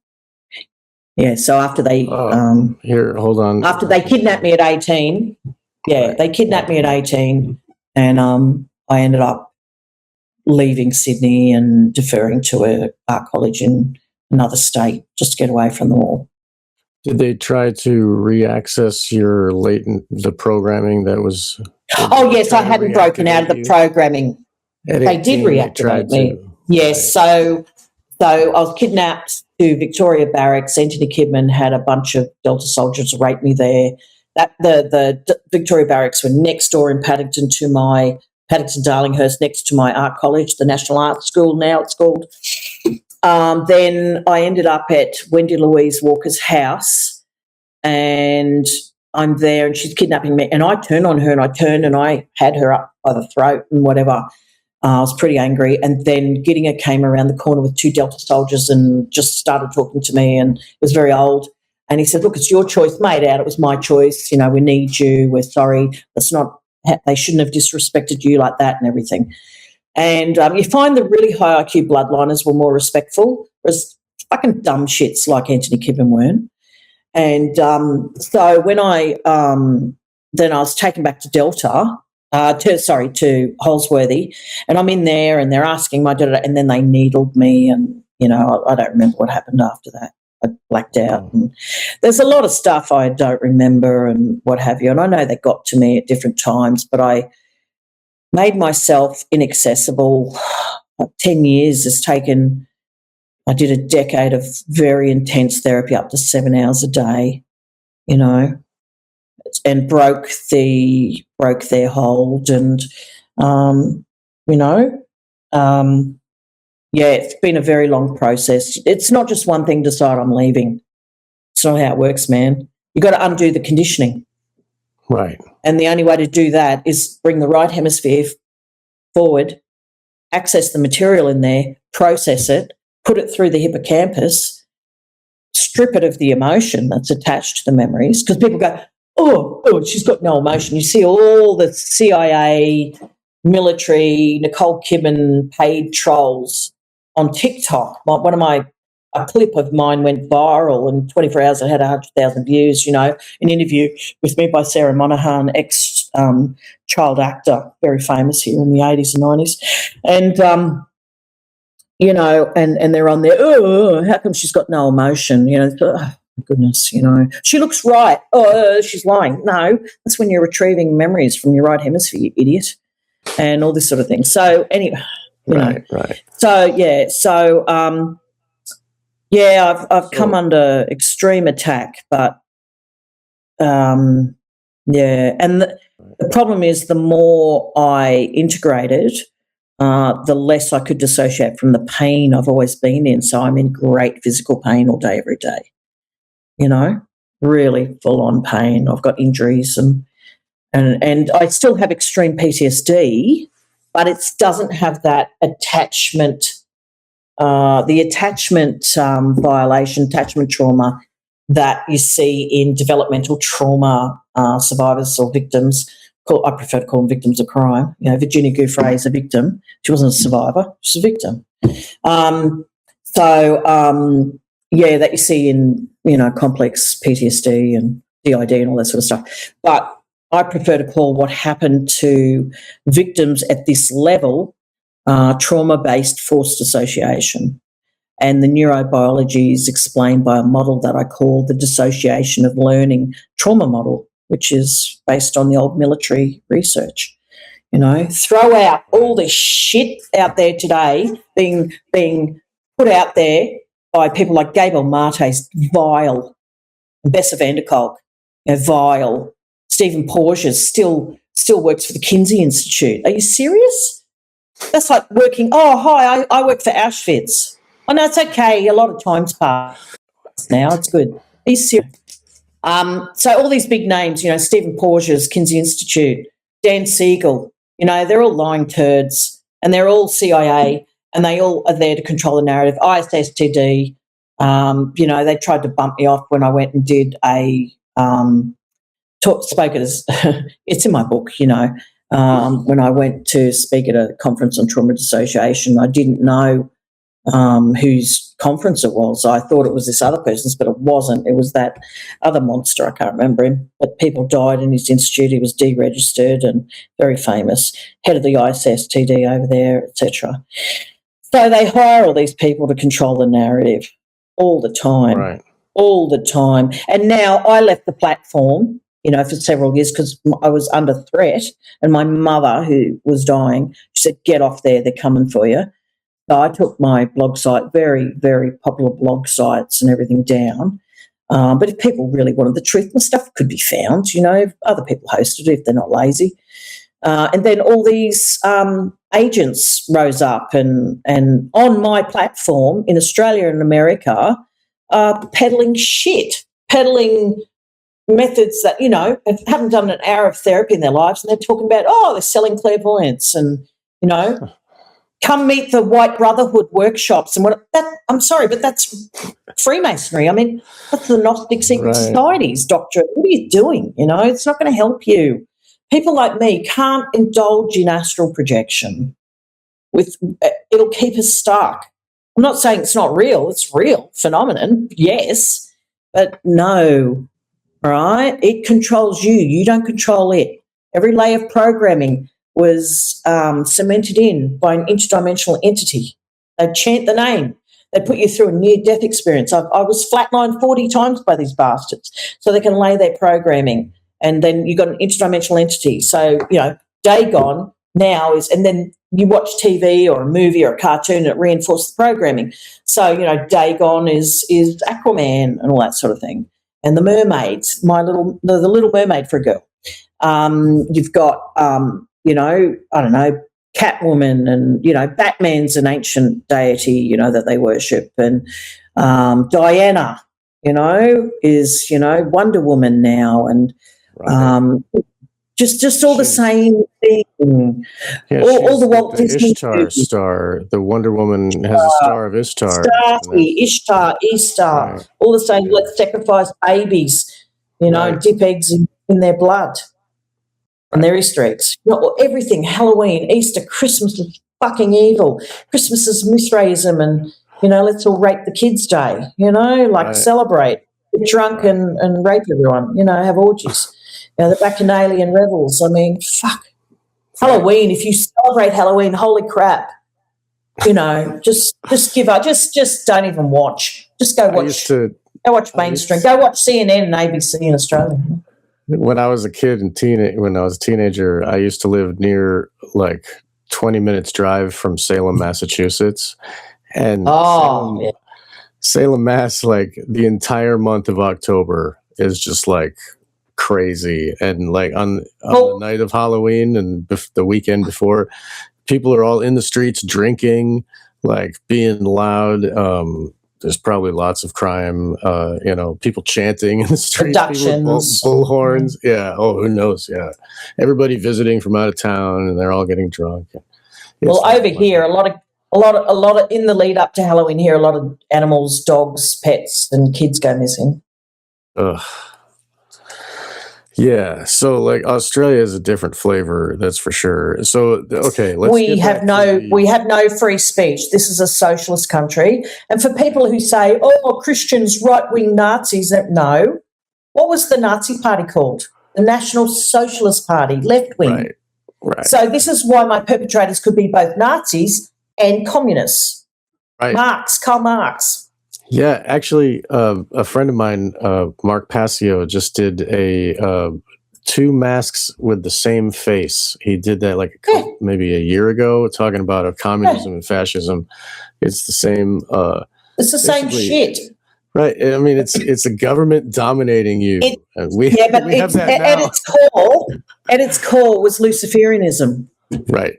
And They're that's all, what Albert it's Pike talks Luciferianism. about. That's the white brotherhood, right? With their white cloaks and right. And I only ever saw Albert them in Pike. black. I only ever saw them in black. The like the higher orders will wear white. It's like the shining of Lucifer. The Order of the Eastern Star, the women would wear in rituals wear white. Okay. But when they're really high up, like Grand Dame, purple and black. Think of all the evil witches in Disney. They were actual outfits. They're actual Grand Dame outfits. Right? The Wicked Witches and all that. Yep, Snow White, Sleeping Beauty. They're actual outfits. Right. No, up the top, they wear red. Like at Bohemian Grove, I was trafficked there to Reverend Billy Graham, the CIA, asset. Yes, Billy Graham. And they were all in black over there. Michael Aquino was only in black. I've been to rituals with Meryl Streep at her house. Well, one ritual. She likes 14-year-old girls. And Steven Spielberg and his mate George Lucas, they're homosexual lovers. They were there and they they murdered someone in front of me and everything, and then they all had parties and she's dancing with me to Funky Town and, then takes me in the bedroom, rapes me and all that sort of thing. I don't remember white except for Eastern Star. Let's Rosicrucians were red. With roses. Yeah, Rosicrucians were all red. And I've also the Order of the Golden Fleece, which is Jason. Jason the Golden Fleece, right? Oh, the name Jason, right? The guys. Jason projects, that'll be them. Jason. Yeah. That's interesting. But the Order of the Golden Fleece are related or helped to organize the Holy Roman Empire and all of the peerage that was. It would unify these desperate pieces of the Habsburg Empire. They wear red too. It's that vermilion, that like real deep red that you see. Blood red. Blood red. Yeah, just blood red. Not purple in it. It's like a deep blood red. Right. Vermilion has purple. Right. You're right. Yeah. It's the. Vermilion. I'm an artist. Vermilion's very bright. It is. Vermilion's a good red. There's some others. I could get my paints out and have a look. But yeah, it's that pure. That pure red that isn't tainted. So you got your primary colours. Right. Red, blue, yellow. Right. And it's the red without any other colour in it. Right. Yeah, and we talk about the Sephiroth too, and that color red is the Malkuth, and that's the doorway to the lower tree. Well, you've got color theory is interesting in itself. It's a whole science. Right, the programming they program the kids with the colors. Well, there is that. Yeah. There's a lot of different sort of color programming, like with little kids who are only 2 or 1 or whatever. They'll start with crayon packets, and for me, because I was Delta, they had different coloured toy soldiers of each colour to help program, and you had to have visuals. But the main thing is if you brought up that the article on the Cabal, and really within the secret societies, it's spelled with a Q, but if you bring up that article, find that article where I've got Mengelay's programming structure there, and we can talk a bit about colour. So while you find that, I'm just going to have a break. Go to fionabarnett.org and click on that, and that'll bring up every article will be in a row in order of publication, and you'll have a encircled pentagram, the Eastern Star with colours. Can't miss it. You got 3 different pictures of it, and I've explained it. Okay. And no one in the world's explained this. No one has ever published this anywhere, which is like they're really going to reveal, if they're really that high ranking, right, why didn't they publish this? That's what I've got, the question I've got for some people. You know what I mean? Or they haven't remembered it yet. Kabbalah, 2nd. Eastern Star, and MK Ultra. Yes. Right. So the first, I'm looking at mine. So I'm just going to read it to you. So if you follow along, so you've got, so the Rosicrucian Order is a secret religious cult that stemmed from ancient Babylonia. It was the basis of all the others. Now, combined, they're all called the Order, and they're based on the Kabbalistic Tree of Life, and they feature worship of ancient gods. And share related symbology, including the Star of Osiris. So the Eastern Star is the Star of Osiris. Now, the original Order of the Eastern Star, I'm starting to get a headache looking at a screen. I'm not very good at that. Original Order of the Eastern Star. So this is the original, you know, how they printed it up and explained it and all this sort of thing. So you've got the 5, you know, characters there. But then 28 years later, after they got some flack, they changed it so that America would accept it a lot better. So you've got, you know, biblical characters. So they changed it, but I've shown how these are linked. So it's kind of loosely overlain. But then, now this is how this is the programming. This is its original state that was came from ancient Egypt and Babylon and whatever. And this is the programming structure you passed on through the generations in the secret society. So, and this is what Joseph Mengele perfected, you know, learned at Auschwitz and all that sort of thing. So you've got these parts: Rose, Lilith, Belle, Princess, Dorothy, and Angel in the middle. So you've got, these are the original characters. So Dorothy, the Wizard of Oz. Oz was Osiris, and Dorothy, you know, her character there is described. You've got Princess, that's you've got that programming. So Dorothy, Alice comes from that. So Alice stems from that, and that's the intellect and military intelligence part. You got Princess, which is the Illuminati bloodliners. All right, so and the royalty and all that sort of thing, and some, you know, that sort of programming. Then you've got Belle. This is where your Disney program will be in Belle, the Disney princess stuff, some of that for the prostitute stuff. And this is what Epstein's victims certainly would have had. You've got Lilith. Now that's soldier assassin programming, so they might have some of that if they're being trained to, like, you know, if you've got the Black Widow programming, etc., where you seduce someone and then, you know, snap them. Then you've got Rose. This is the Rose for Rosicrucian Order. So this is the female programming. And so that was all the Grand Dame ritual abuse stuff crosses over there. Now, if you look at this, if you combine red and blue, you get purple. And that's your Grand Dame stuff. We'll have both of those. That makes sense?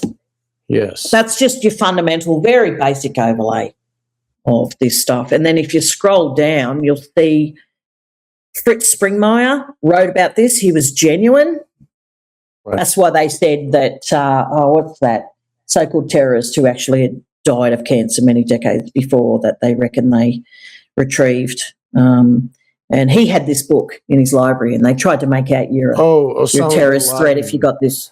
Yeah, they assassinated the female leader of Pakistan, I think it is, after she said, "Oh, he's been dead for years. He died of cancer," right. And then next thing she's dead. Right. She said it on mainstream media. You might be able to find that somewhere. Anyway, this is the programming structure. So you've got the Kabbalistic tree, and within each of those trees, you've got an encircled pentagram, right? Within each of those trees, and this is how it all links up. So you see down there, I've done the encircled pentagrams further down, shown you. And that, as I said, the 10 main spheres correspond to 10 interdimensional locations. And then you've got, so the 10 pentacles tarot card makes sense of this. And then you get the 10 tuning forks that match the 10 spheres. So each of the 10 Kabbalistic locations is accessed by a certain harmony or frequency. And I don't know if you know about, and then look, there's the structures all down there, left versus right brain. See, the occultists understand when you make the right hemisphere dominant, what that means. So yes, so that is the programming structure that keep on going down. Right. Yep. So that might be useful to people who want to know the truth. The other thing is the very top, if you scroll right up to the top, I recently go up to the first, keep going right up, and there's an article, yep.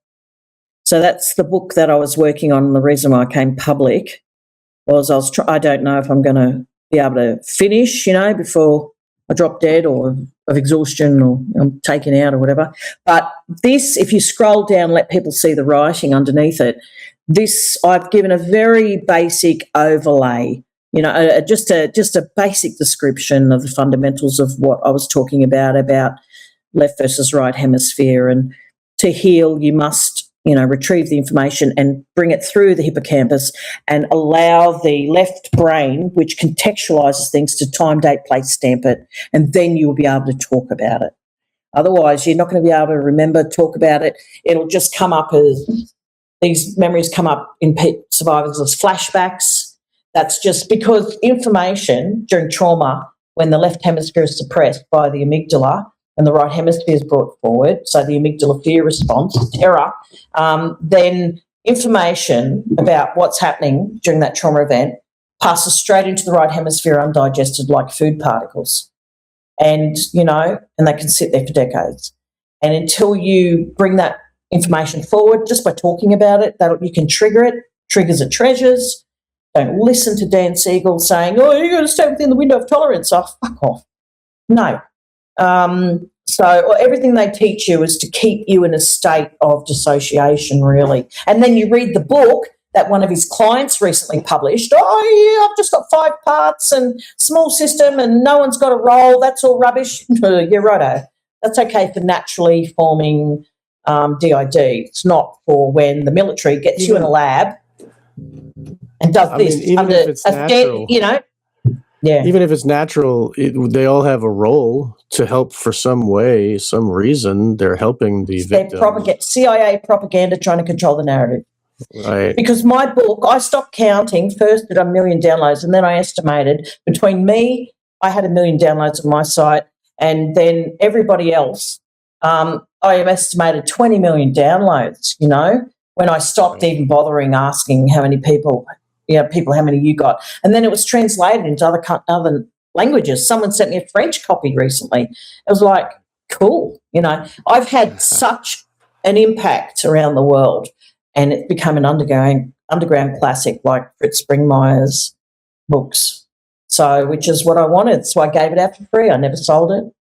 Someone tried to on Amazon or something. I don't know. You'll have more downloads after this show, I'm sure. We'll put a link for people to download it. Yeah. This is wonderful, and I'm interested to hear this new work and to see. I'd like to see it finished. That'd be great. Yeah, I was left. Somebody was donating me more than 20 grand, 25, 6 grand was the quote. Have it professionally published and whatever, but self-published, so I own the rights.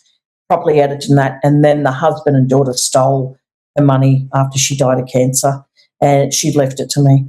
And they'll live with that. So, and I don't have a dime to my name. So I will, but now you've got self-publishing avenues through Amazon and pay to print and all that sort of stuff. So I'll see what I can do. It happen. You can. I want it better than the last one. The last one was before they had all that print stuff and whatever. I'd like to get it done properly this time. And last time, I hadn't edited anything. There were mistakes. There was some wrong references and things that people would then go, she's a liar because on page 78 we found one mistake. She didn't reference it properly. It's like, okay. It's like, when was Nixon? Nixon, when was Watergate? You're wrong. Watergate, he was, deposed. Right. They expect you to have it in your memory and just you tell me what you were doing in 1975 on the 5th of August. Go. Right. Yeah. Good luck. And you're a trauma survivor. You're a trauma victim. Oh, yeah. You know what I mean? Like your brain is already I'm already, and everybody had code names. Everyone used, Leonis Petraskas was Dr. Mark. Patricia Ann Conlon was Ronnie, Veronica. Everyone had fake names. So the kids don't know who. And happened again. 142. Who. Oh, here, wait. It popped out again. 142. When you were talking about fake names, I was just about to say that the Kurt Barker wrote a book. He was abused in SRA abuse as a child, and they would put him in a dress and give him another name, and he would have a second, like it would be when he's at home and normal, he's a boy, and when he's with them, he's a girl. Kurth and Kathy, and like they, so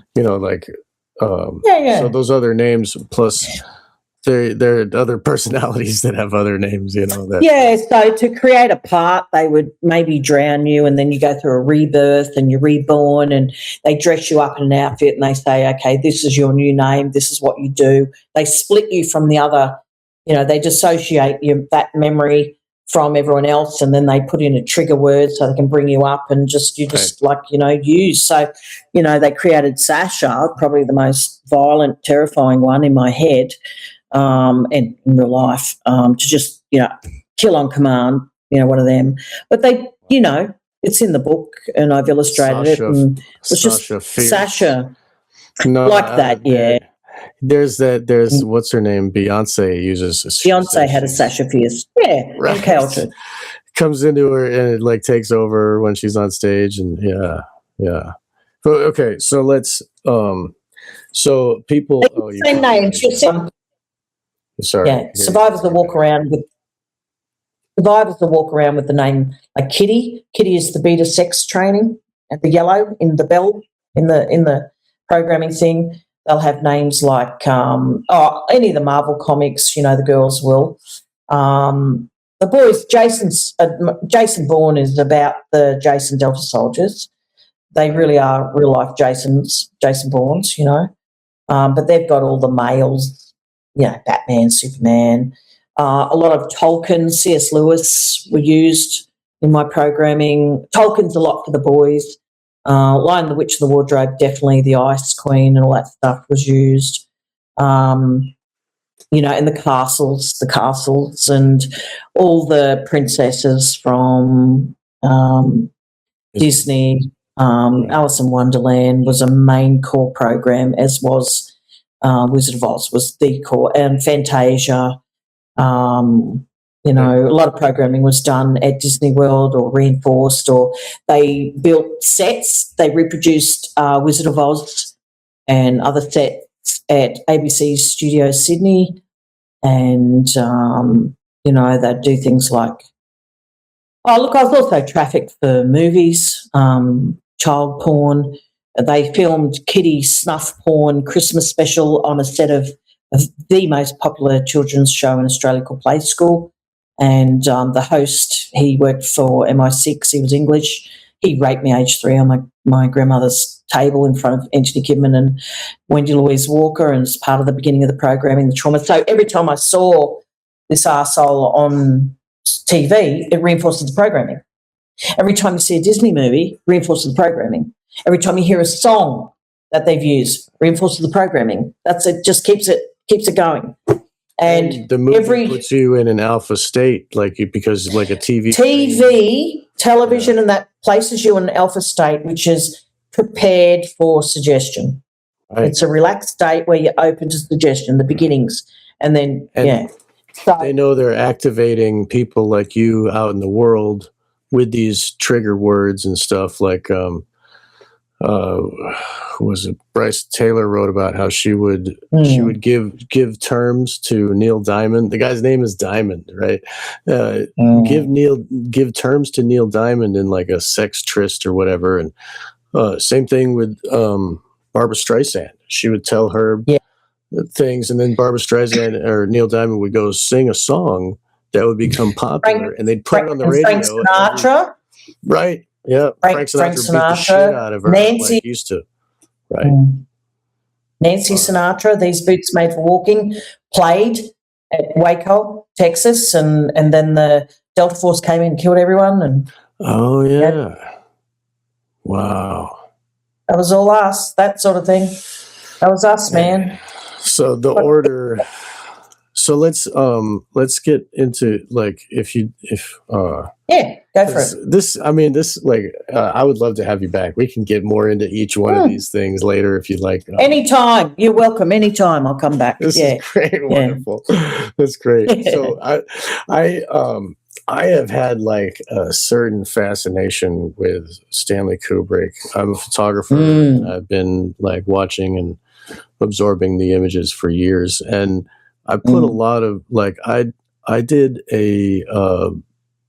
explained how Alice, about 6 years ago, I did a presentation where I explained how Alice is a programmed multiple, and her daughter Helena is kidnapped so that she can be programmed, and the ritual is a insemination breeding situation, and Alice used to be one of those maidens, and I showed all the little pieces, and really it's a movie about SRA and the cults that run the SRA and the breeding, and the Rosicrucians. Yeah, they have that red is a theme. They look more Rosicrucian than anything else, those ones. Right. And actually a good friend who has been on the show many times, Carrie Olahe, she was abused by military, and by the occult stuff was Druidic people. Yeah. Druids. Yeah, that's the English, Scottish, Gaelic. Yeah. Right. And they like made her be a butcher, and like they would do cannibalism and that kind of thing. Yeah. So absolutely. She was on a process of healing, and many years she thought, okay, maybe I can watch this movie, and I think I can. I'm in a safe place now. I can watch this movie. And she tried, and she talked about on my show. She described how it changed how she felt. She had to go run to the bathroom, and she was put into slave pose, she calls it, where she was like kneeling on the floor and she couldn't move. It like triggered it, just the visuals and the music. She's saying once the music started happening. It was horrible, wasn't it? Yeah, that music was backwards. It was backward, some chant or whatever backwards. Yeah, the chant was about making the people that keep a place holy are truly God's people or whatever, but that's backwards. So it's like describing how they're not truly God's people, and it's like not a holy place. It's really interesting because when you do backwards, it's like the anti of the forwards, you know. So they do a lot of backwards writing. Right. That's very core for Satanism is the backwards and upside down. And so the first time we see Alice, she's in front of a mirror, you know, that with the mirrored, the looking glass, right? Her name is programming. Alice. Right. And there's, I believe that curtains are related to the programming. There's a couple instances where there's like deep red curtains. Well, we see veil. Curtains can represent a veil, and the mirror can represent the what do you call it? The gateway, interdimensional gateway. So that is what it is. So when you see the crystal ball and all that stuff, it's separated. It's the gateway, and it's like CERN had to glider. Switching, is it a place for the switching of the brain too? Oh well, that's it's a place for reading through the right hemisphere, getting in touch with the interdimensional. So when you meditate, and I've got this in the book, right? This is the gateway process that's written about by the CIA, and a lot of that was real, although they said it was a certain date, but I reckon it was way earlier than that because they had all this stuff going when I was very young, predated that release document. But when you you get it through meditation, advanced astral projection type stuff. You get everything when you get the body and using, say, humming, when you hum is the only thing that vibrates the heart. So you do all this stuff, you vibrate, let's say the average that everything out there vibrates at is 7 hertz. If you get the body to vibrate at 7 hertz, say that's the perfect frequency, that's how you can leave the body, and you can leave this body because you become one with the universe, and you can leave this body and just travel through matter and everything because you're one with it all. It doesn't matter now because it's vibration that keeps you in your body, right? And once you violate that boundary, you're out.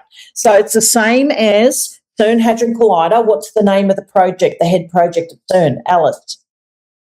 So right. it's based on Project Alice, which was taking girls, which is, the Nazi clairvoyance, and then they trained girls from birth like me and with very strong right visual spatial ability, very strong psychic ability and all that stuff. Like when someone said, "Oh, come and douse for water, Fiona," and I said to my daughter, "Watch this," and the rods went mental.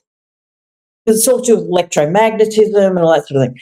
So anyway, CERN Hadron Collider is built over the traditional temple to Apollyon, ancient temple to Apollyon, and the ancient location, the entry to the abyss. So in the Bible, Apollyon is in the abyss, and he's got other names, like CERN is an actual god's name, and Pan. Right. Yeah. Pan. Right. Yeah, and Pan. Cernunnos is the same guy. Yeah. Kind of. Yeah, it's all the same dude. Anyway, he is one of the big fallen, when the original fallen, and they reckon he's Azazel and all that. So he's one of the original ones in, I think the Book of Enoch might have something to say about him. But I think he led the rebellion of the first 200 fallen. Anyway, so then he's imprisoned. And so what they're trying to do, the Bilderbergs and everybody else run by the Rothschilds, they're trying to tear the veil that separates this from the other dimension that these interdimensional entities are in. And you've got Gordy Rose, who was the CEO of Quantum D-Wave Computers. He said, he said at TED Talks and stuff, we put all these questions into these interdimensional computers, and somebody, we don't know who, some interdimensional entity processes everything and spews all the answers out, and we just do what they say. So this is what Hitler did using the clairvoyance, and this is what you do with, Ouija boards and stuff in the old days, and mirrors and crystal balls and stuff. It's all the same crap. So the Bible says that magic, right? The John. Yeah. Oh, John D. Absolutely. Same thing, right? Yeah. Absolutely. And then the one after him, Queen Elizabeth's secret son, who, Spear Shakers. Yeah, Shakespeare.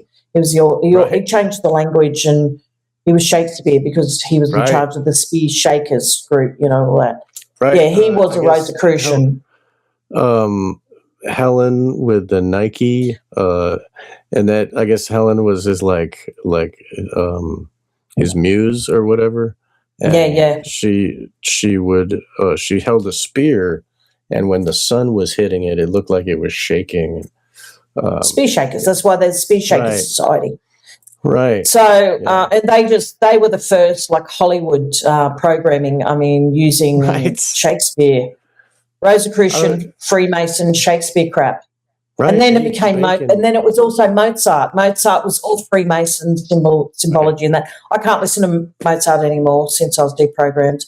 I can't listen to him anymore. It's horrible. Mozart programmed Mesmer. Mesmer was his godfather or something. Mesmerize. Mesmer. Right. Hypnotist, yeah. Right. Yeah, so they've all been programmed for generations, all of that lot, Right. Vienna and Mozart, the Habsburgs changed music, and they changed Vienna completely, and they changed what music was, and they funded Mozart, and they also funded Beethoven. I don't like his shit either anymore. I can't handle any of their stuff. I just can't anymore. It's just programming stuff. When I think of Beethoven, I think of Clockwork Orange because I've seen so much Kubrick, and that was used in the programming. It was part of the Ludovico method, was the Beethoven's Ninth. But anyway, so like, let's get back to the. So soon had and quieter. I'll just tell you one thing. So in Bible prophecy, an angel comes down with the key and opens the abyss and releases Apollyon. Now the key, remember tuning forks, frequency, the right key, the right note, the right whatever. Yeah, series of notes. This is what. Yeah. So what they want to do is, like when they taught us advanced astral projection when I was a little kid, we were sent interdimensionally to talk to these things, which were, I think, were the fallen angel. Well, I remember one, and that was one of the things I had to do. And they say, go in there, this is how you behave, get whatever he says, bring it back. And that was what I did, after I'd been taught the event shit. So that's where we're headed. And what they want is they basically want to storm heaven and take on God, like the real God. That's what these idiots are doing. And they're using morons like Epstein and, idiots to bring it about. It's same old Nimrod all over again, Tower of Babel. Nimrod? Yeah, it is Nimrod. Yeah, it is Nimrod. Absolutely. Yeah, it's silly. And that's where I say that those books by Gary Wayne are amazing. He did, there's no one like him. I've heard a lot of interviews with him. He's brilliant. To a lot that is accurate. He is spot on. I don't agree with everything. He didn't know about Chuck Missler being a Mossad agent. He didn't know about Hal Lindsey being CIA. I knew Hal Lindsey. I travelled around Israel with him in 1994, 5, something like that. I remember.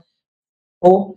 Anyway, he didn't know about him being a bad guy. And Late Great Planet Earth, he didn't write that. That was written by Carla Carlson.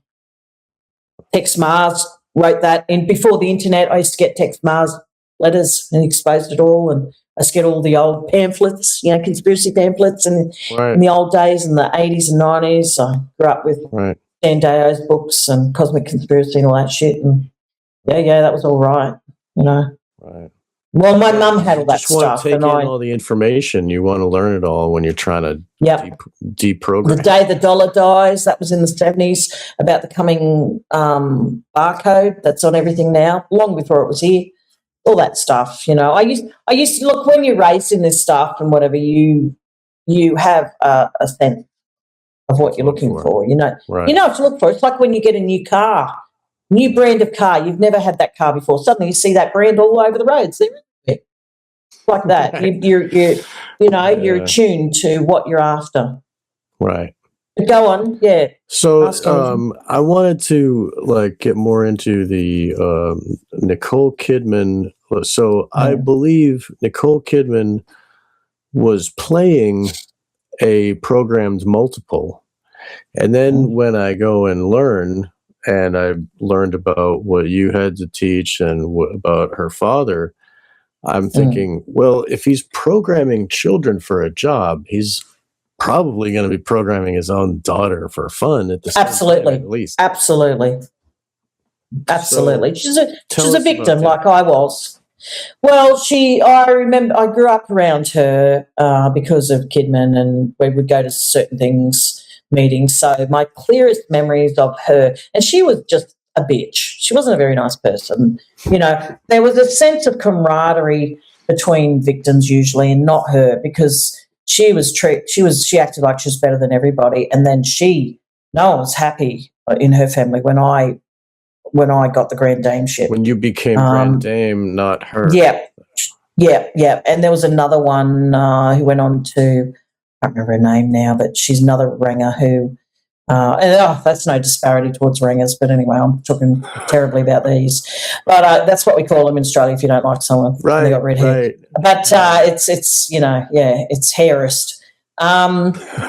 Anyway, there was another one who thought she was ugly, But see, Nicole couldn't, because you've got to be able to breed. Nicole's not female. So she was part, Nicole, I call her the angry tranny. I was told that by the New South Wales Police, and I was told that by my researcher whose aunt was the nurse assisting the obstetrician gynecologist who told Nicole, you can't have kids, you've got no bits inside. You haven't got the organs, the reproduction organs. So that's why the body's wrong and that everything's male proportions and whatever. So in utero, really there was some... Yeah. No, male. She doesn't. It's very, Male. it's very interesting because they make her the sex symbol of like, as they do with a lot of them. Like there's a lot of them. I don't know about the others. I just know the facts about Nicole. I don't know about the others. But so unless, but when they change them from youth, from very young, they are very beautiful looking. Well, I never found her that particularly attractive, but they can look like really passes women if they get them young enough. And the whole thing of pansexual movement, Baphomet is another name of pan, has a penis and has breasts. In the Epstein files, Pansexual. There was a doctor, I forget the name, we talked about it with William Ramsey. Talking about changing gender in utero and all that? Yes, we're in utero and as a baby given puberty blockers. And he was using the excuse was having the best, most, like having the beauty of the woman with the male genitalia and talking about how that's the pinnacle of what they should have.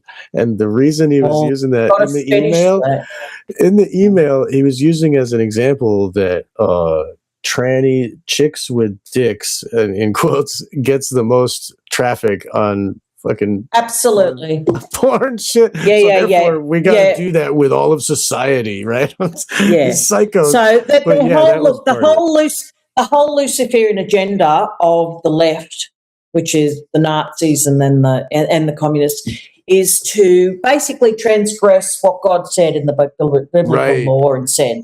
So they said, let there be man and woman, and let's just mix that up.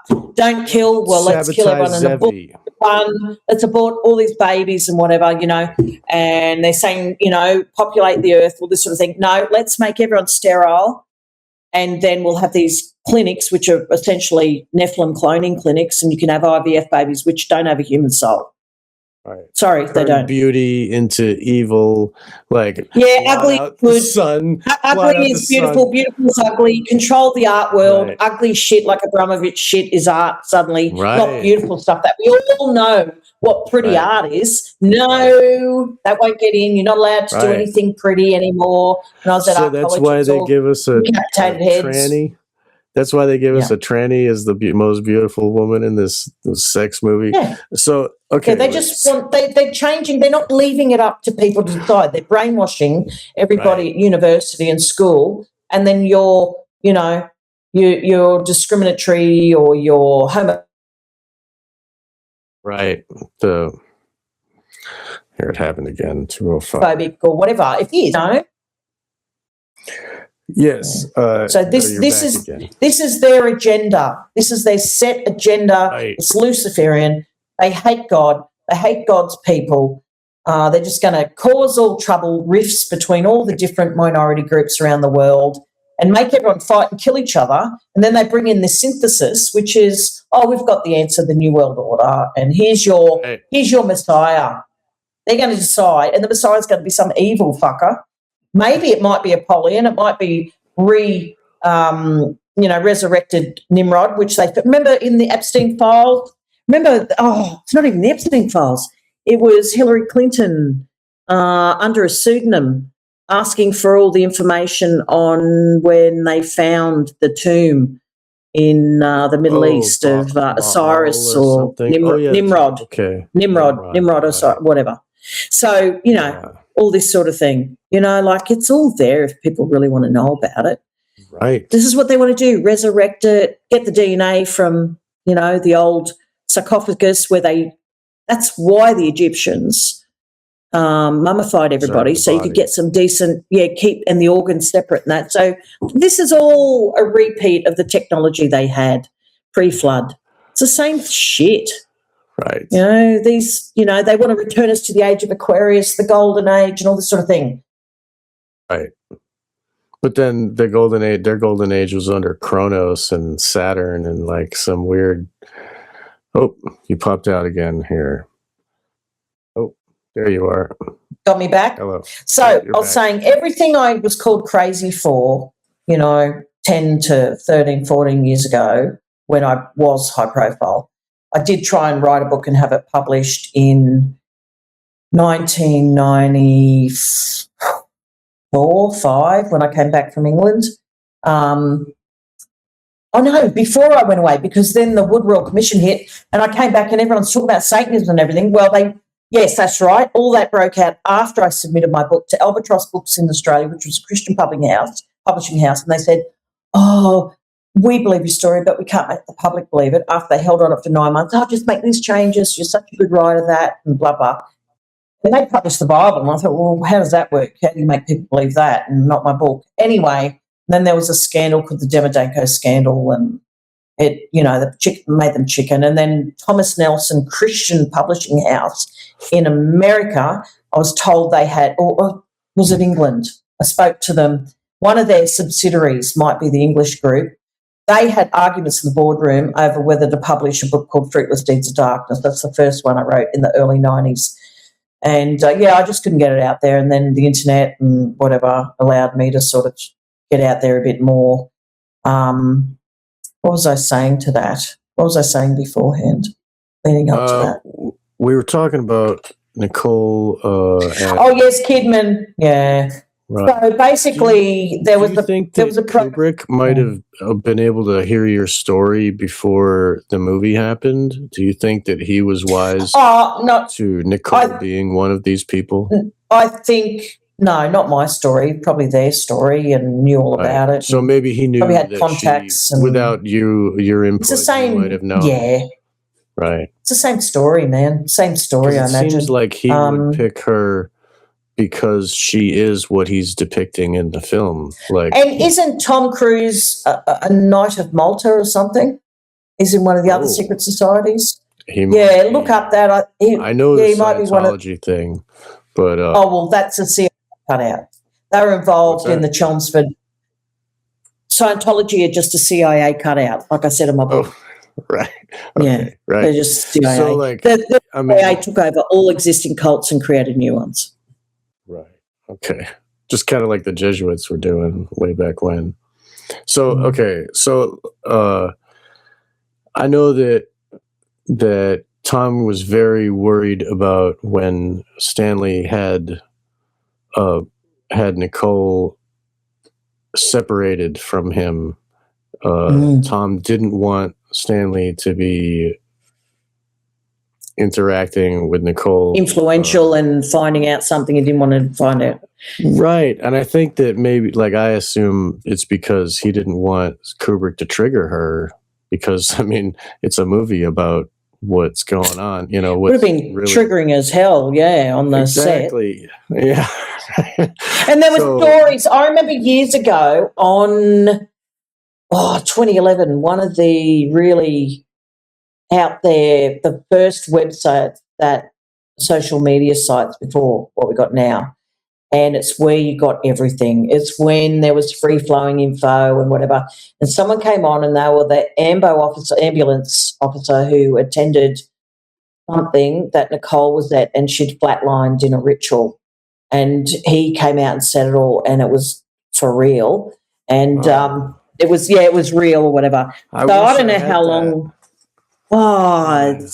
What was it called? And they took everything down. The CIA came for that website. It was on the tip of my tongue. It was very famous amongst all of us who were collecting information and looking for answers and gathering stuff.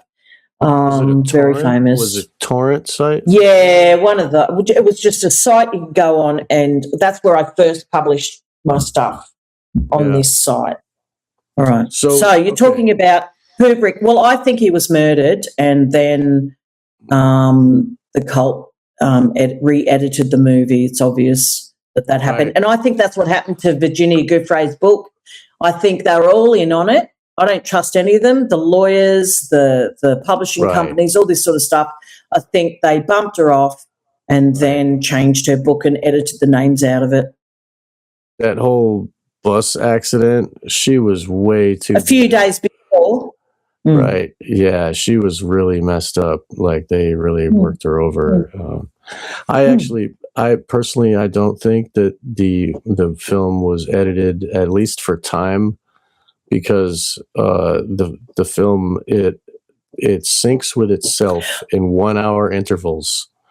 Yeah, but wasn't it the voiceover? There was something to do with maybe a voiceover where it was being narrated. The guy on, yeah, I don't know. There was a new voiceover for Barry Lyndon because the actor for Barry Lyndon was sent home, and because he is a rapist asshole, and so they had to get a whole new. Well, why didn't they want him then? Yeah. Well, he had the Warner Brothers or whoever, the studio, was like, they gave him a short list. They gave Stanley a short list of, you have to pick one of these 5. Of who? Yeah, and so he chose Ryan O'Neal, and turns out Ryan O'Neal brings his daughter to Studio 54, and like is a, you know, it was his girlfriend, like his daughter, like it's really sick. But anyway, Kubrick, I don't think was a part of that, in my opinion. Seems like he was trying. Well, I think I just find it very odd that he died when he did. Just right, all of 666 days before 2001. Right, in 2001. Something happened. Right. Yeah. I mean, whether that happened or not, his films do reveal a lot about psychopathy and power and mind control. There's a lot there, and like, hey, Hal, right? You know, Hal, right? Yeah, all of that, the AI, everything, right? Decades and decades. So he obviously was privy in some way. Right. He was friends with Arthur C. Clarke, who is another sicko pedophile who went to Sri Lanka to go bang children at the ping pong parlors. Yes, yes. I heard what about Antony? Where was he when he died? He was on the run because of your information. Yeah. Good. Got me well trained, and that means I'm coming in. All right. Okay, so Kidman. Here, wait. Okay, real quick. I look over my notes and it says Nicole Kidman is a tranny with an exclamation point. I'm like, yeah. So before we go off of that, like, she just have the wrong chromosomes where she still has female. No, parts? so there was some in Hawaii. Kidman worked in a lab over there, an MK Ultra lab, and they were doing something called the Pygmalion Project, where they were trying to change gender in utero. Wow. So just, that sort of stuff. So he experimented on his own kid. And Pygmalion, remember, the story, remember My Fair Lady, the movie? The story was Pygmalion. It was, what's his name? Gay author in England. Starts with O. Can't even remember. Okay. Yeah. Anyway, I don't know. Go ahead. Yeah. Please. What's his name? Oscar Wilde. Yes. Yes. Okay. They all banned him in their libraries and that. Anyway, Oscar Wilde. The original story of Pygmalion was, in the movie and that it's all great. Oh, it's just a commoner passing as an aristocrat. But in real life, it was a male passing as a female.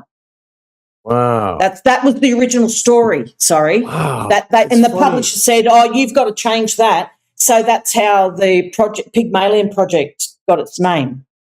That's funny because Fidelio, the Fidelio in the movie when he writes Fidelio on the napkin at 1 hour into the film. Fidelio is Beethoven's only opera, and that has a woman passing as a man. Yeah, that's it. To get into a jail. Like it's the opposite. It's the same thing. It's very interesting. So, okay. So that's what that is. It's funny that because Tom Cruise is so gay. It's funny that Tom Cruise, according to Ben Fellows, and his book is banned, and they put him in prison, and that's all that Paul Mullen fixated person stuff. Ben Fellows was lovely looking mixed race. There we go. So I was saying, so Ben Fellows is a mixed race. Yeah, Ben Fellows was a very attractive mixed race child actor in the UK, and his agent, he said, was sex trafficking all the child actors to Hollywood stars and famous English actors and that. And he and another boy and some others were put in the lineup for Tom Cruise to rape, and he chose his mate, not Ben Fellows. Ben Fellows wrote a book. Man, they put him in prison. You can't get the book. I wish I'd bought a copy when it came out. Do you know the title? Maybe I can find it. No, I can't remember. But somebody might have a copy around the world listening to you. But Ben Fellows, Fellows, and he was interviewed by Project David Icke's friends in the olden days. Right. Yeah.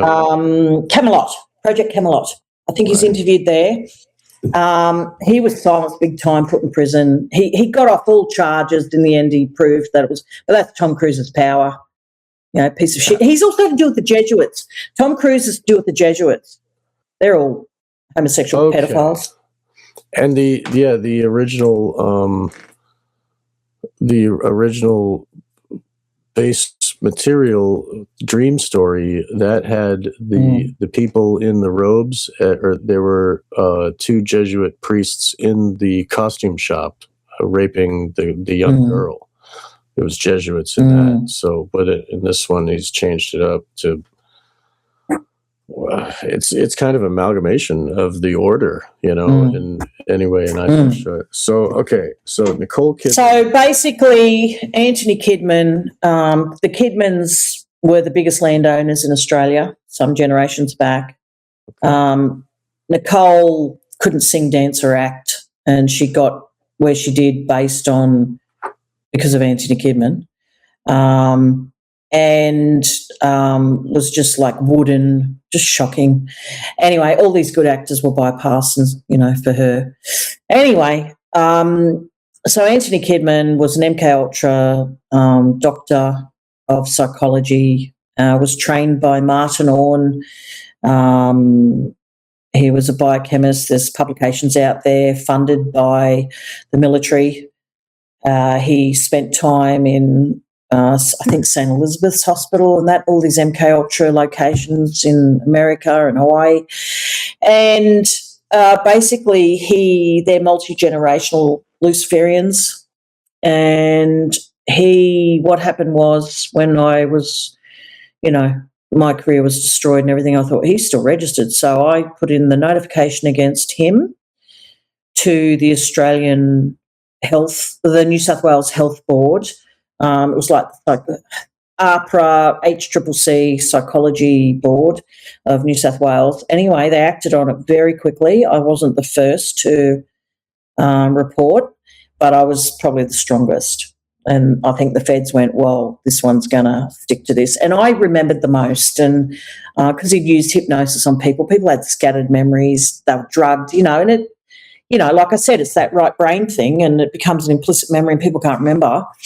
Anyway, Kidman had introduced CIA methods to Australia, like cognitive behavioural therapy, CBT. It's taught in every uni. That's what you've got to use. Not allowed to use anything that actually speaks to the right hemisphere. It's all got to be left brain bullshit talking, and all that, when all the language parts of your brain, like Broca's and all that sort of thing, and the frontal, cortex and that, they're all offline basically during trauma experiencing and re-experiencing.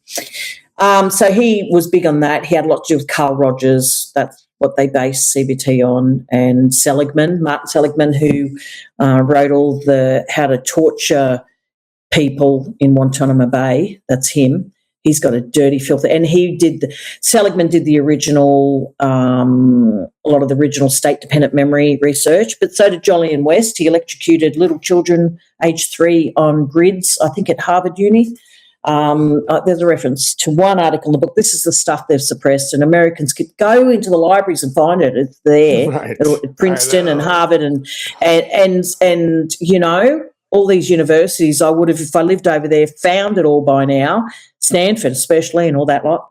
Stanford have a school for If gifted. they knew who you were, that you'd have to wear a mask or something. They'd be like, not her. Now, not now.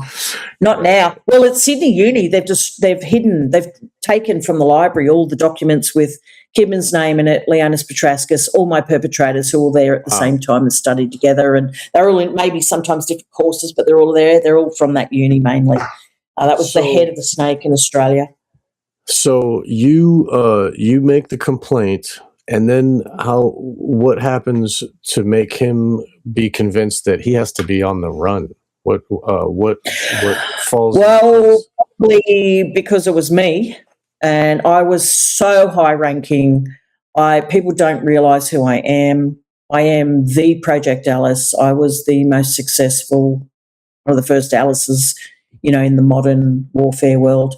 And I was decorated in the military, big honour, all this sort of thing. And he'd abused you since you were so young. So he knew everything about you, and he knew all that. He was one of the main people, yeah. But he was a dickhead because he, as Giddinga said, he's a fucking idiot. Antony Kidman is a fucking idiot. He says, but I am a genius and I can fix this. Kidman stuffed around with the programming at Chelmsford, and Leonis Petrascus was there, Harry Bailey, and they're all going, oh, don't do this, and he did. And so he's reckless. He was reckless and dumb. He's low IQ. He wasn't that bright. You keep on marrying idiots like his wife. She was a fucking idiot. You keep on marrying people like that, and you dilute the IQ eventually. So I don't know what was going on there, but yeah, they're all thick. So anyway, there were a few rituals that I was in, that Nicole was in. I was in the Great Hall of Sydney Uni where Antony flayed a little 5-year-old blonde boy. She was there.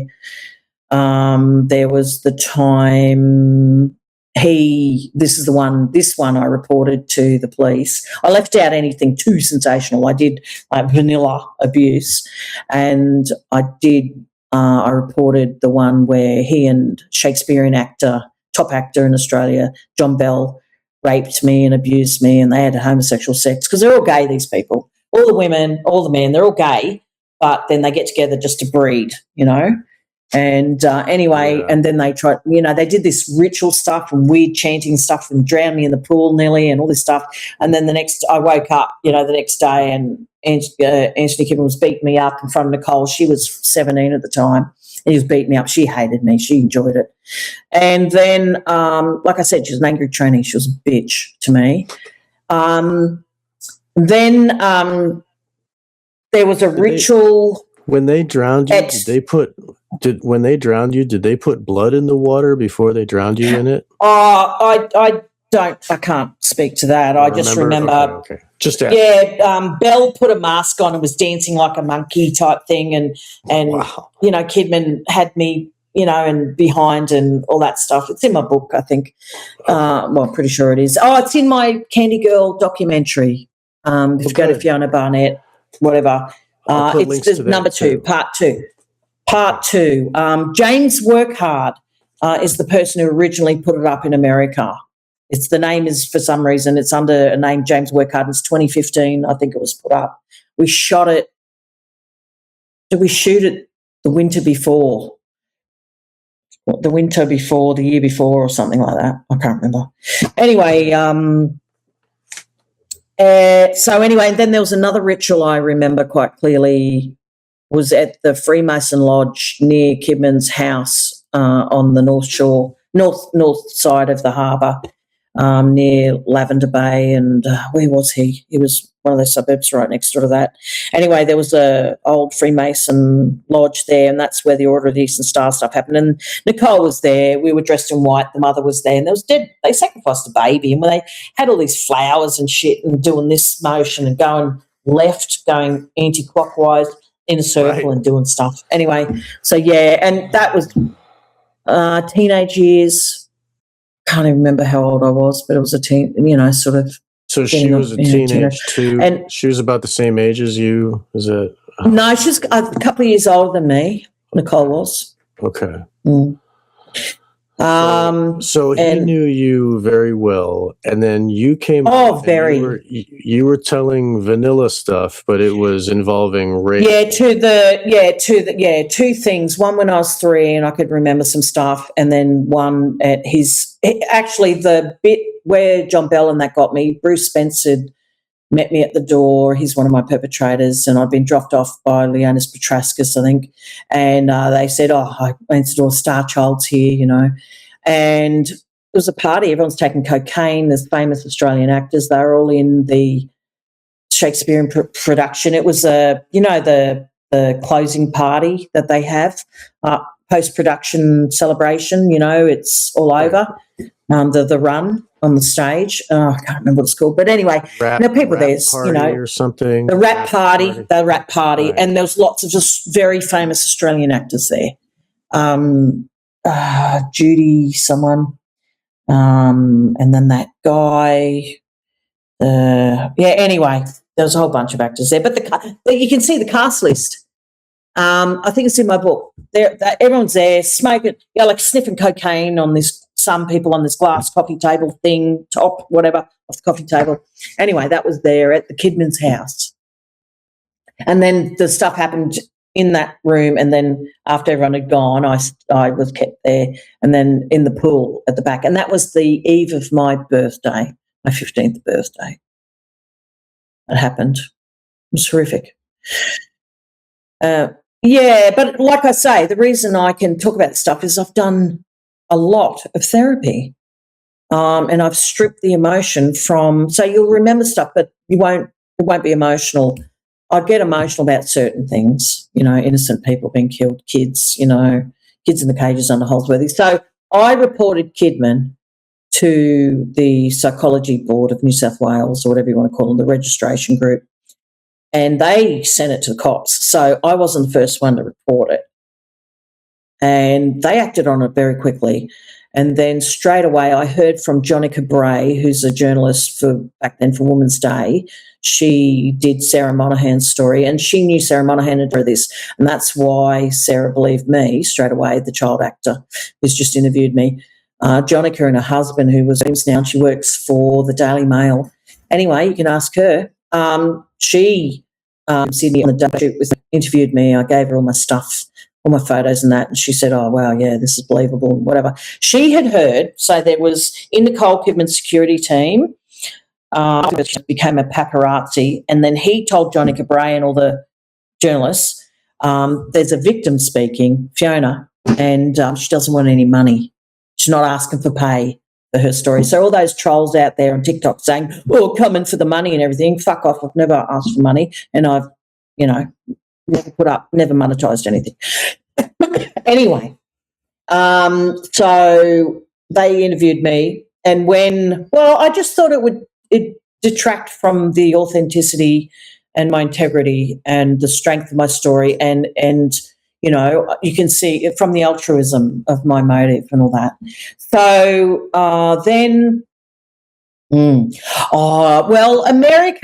Americans are very different to Australia. Back then, everybody's saying, where's your PayPal? How do we give you? How do we donate? Because they show their appreciation of you and support and love by giving you money. But it wasn't an Australian thing that you do. Yeah, and I appreciate it.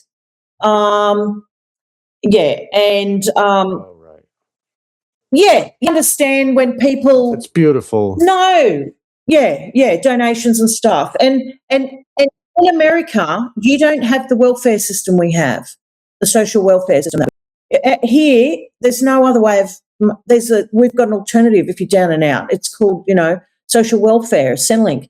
And pensions, like disability pensions, are strong here compared to you, but over there you got sweet fuck all, really. And I get it. If you're going to be doing this full time, then whatever. We nearly went bankrupt. Don't pay for everything. We nearly went broke. So, but anyway, that's the strength of me as a trained soldier. Going, I am going to do this, and basically went to America. He was notified. Ended up in Singapore. There's the Federal Police of Australia went to extradite, sent a good team out to extradite. Before they were leaving to pick him up from Singapore, he suddenly fell from a 3-story or so forth balcony at Antony Kidman's hotel that she owned in Singapore.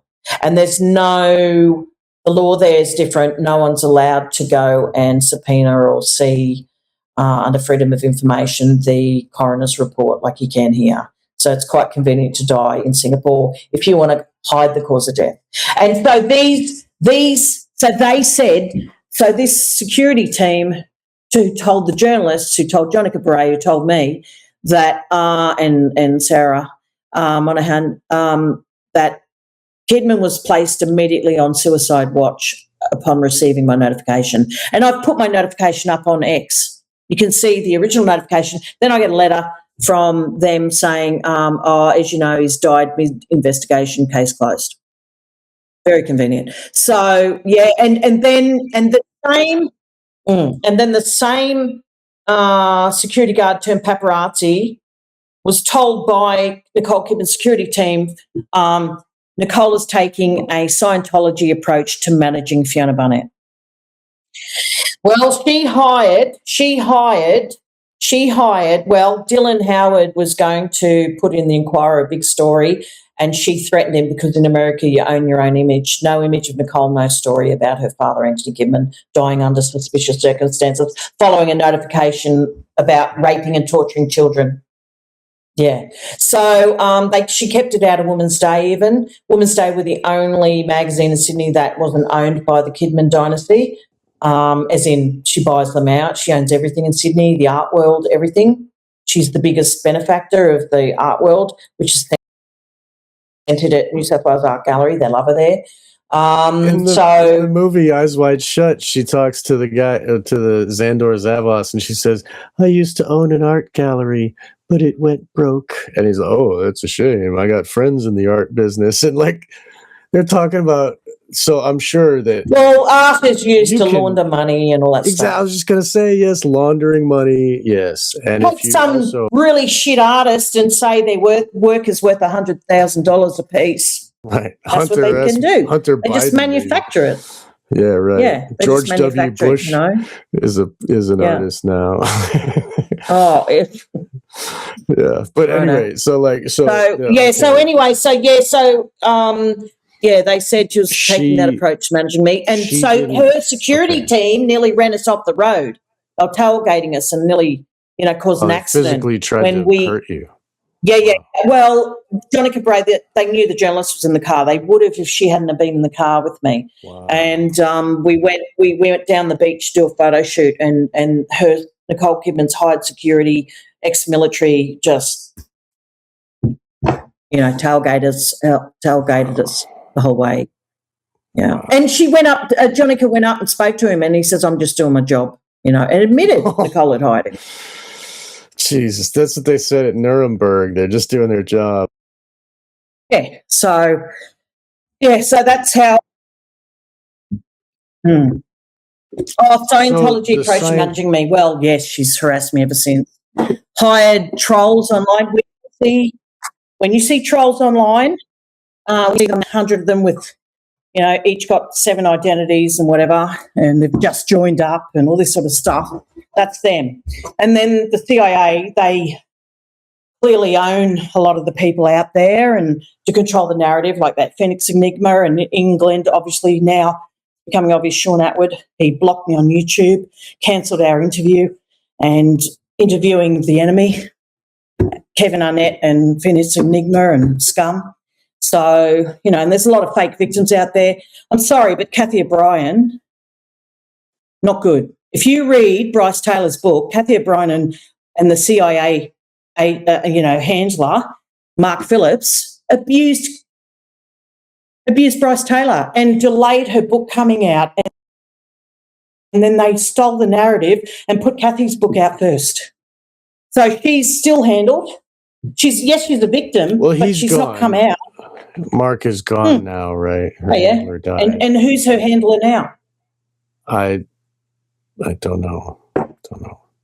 But you read Bryce Taylor's book. Any of us who were around in the 80s and 90s, right, victims, we know what happened. We saw it unfold.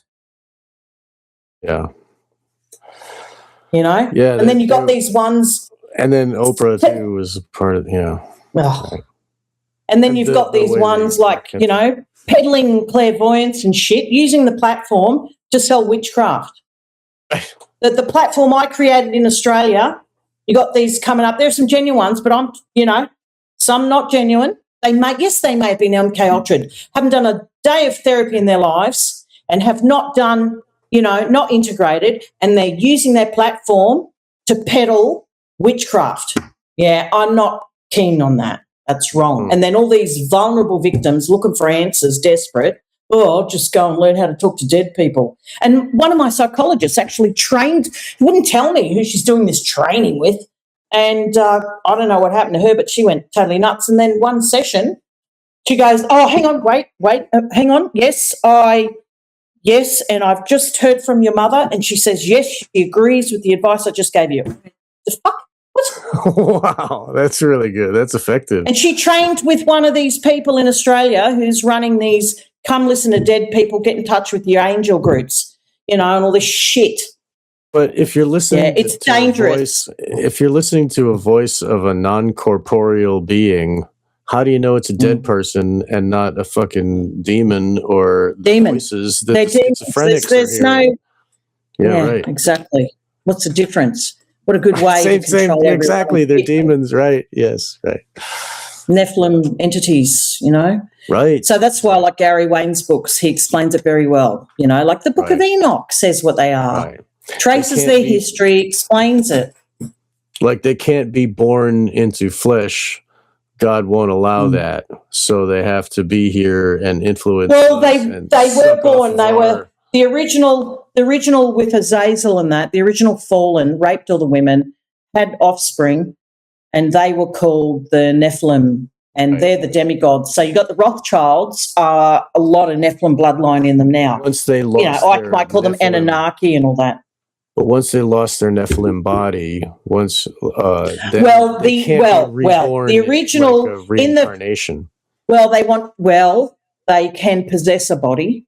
That's what I'm saying. And that's what all these. They're not given a. So they lost their bodies in the flood. Every culture around the world has a flood story. Every one. Right. And it's all the same story. I think there's a character in Chinese, ancient Chinese, character where flood was represented by 8 people in a boat. This sort of thing. Right. And you can, in the mountains of Ararat, they found the ark, and look, they found Solomon's pillars, erected either side of where the dead, the sea parted, and the Hebrews, crossed, and all this sort of thing. So it's all out there if anyone gives a toss to go and look, and just turns off TV, the alpha waves, and goes and has an actual, look at all this stuff for themselves. So what was I saying about that? Yeah, the fallen. So basically, they were pre-flood times. They had what's going on now, all the gene splicing and chimeras and cloning and genetic engineering and whatever. And the flood wiped them all out. And then you had all these disembodied spirits, and they're not human and they're not angels, so they can't go where you go when you die or whatever. They can't stay immortal. And so they can't be Book of in Enoch flesh says either. they'll become. Well, the Book of Enoch says then they, their job was to vex humankind forever, and that's what they were doing. And then all these clones, they can go into a clone, they can possess a house, they can do all sorts of things like this. Right. So have you heard of Jerry Marzinski? He worked in prisons with schizophrenics. I have. Someone's read his book and everything, was telling me, his daughter's schizophrenic. He's really an amazing, awesome person. You should talk to him. But he talks about how they actually drain energy from the victim, and they're there like they're punching a clock, like they're on duty. Like they it's really interesting. Well, when a lot of schizophrenia can be that. Psalm 23 he describes it to them. It's like throwing worms on a hot skillet. They don't like to hear the Psalm 23. Anyway, so that those non-corporeal voices that they're telling them that she's saying to listen to, that might be them, right? I mean, how do you? Demons, entities. How would you know it's Entities. a dead person? Right. Interdimensional entities or whatever, like they're not good. Not good. Right. That's not what a victim needs to heal. Right. That psychologist went insane, can I say, and she's in a lot of trouble now and under investigation and all this sort of stuff. She's just like done a lot of damage to a lot of victims. On the 27th of December, I think over a year ago, not Chris, the last one before, she sent all victims of ritual abuse, mind control and everything a letter saying, I'm dropping you. That's it. I'm not working with you anymore. 27th December, most vulnerable time for victims apart from Halloween. Childermas? Isn't that Childermas, like right after Christmas? Yeah, well, there's lots of, the 12 days of Christmas leading up. It wasn't just Christmas, that the old Mithraism. I think it was Childermas. But anyway, that's like maybe a German word for the holiday. But anyway, okay. So anyway, yeah. So it doesn't help when your therapist does training with someone who says they're a survivor and, come pay money to me and I'll teach you to talk to dead people. And then this is what she brings to me in therapy. And it's like, and then she does all this to victims. And then she had unethical survivor groups, some dodgy shit. And I called this out too, last time I was online.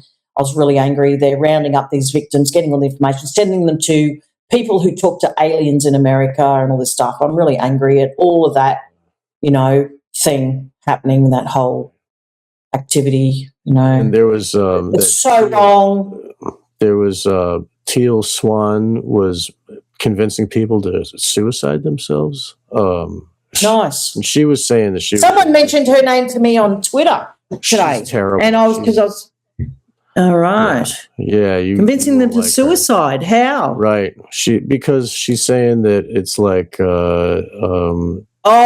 rebirth. It's an escape. Well, maybe that. I forget. Something. I think it was like the idea that death is wrong is like a construct, and okay. Well, if suicide were an option. If suicide were an option, I would have taken it decades ago when it hurts, and I get it, but it's not an option, and you go to hell. I'm sorry. You don't go to eternal paradise when you kill yourself. This life is a testing ground, and it's a marathon, and you have to endure the race till the finishing line. That's how it is, right? Paul described it as that, and whatever.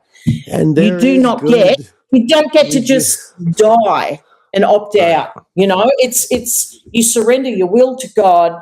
And that's the difference between witchcraft and the occult and the shit that they're all doing, the clairvoyants, that's victims seeking to get control over their own lives. And especially if you've come from a background like me where I was very powerful and had that power and authority and ability and all that stuff. And then it's like almost you go to wave your wand. It doesn't work anymore. Shit, you have to.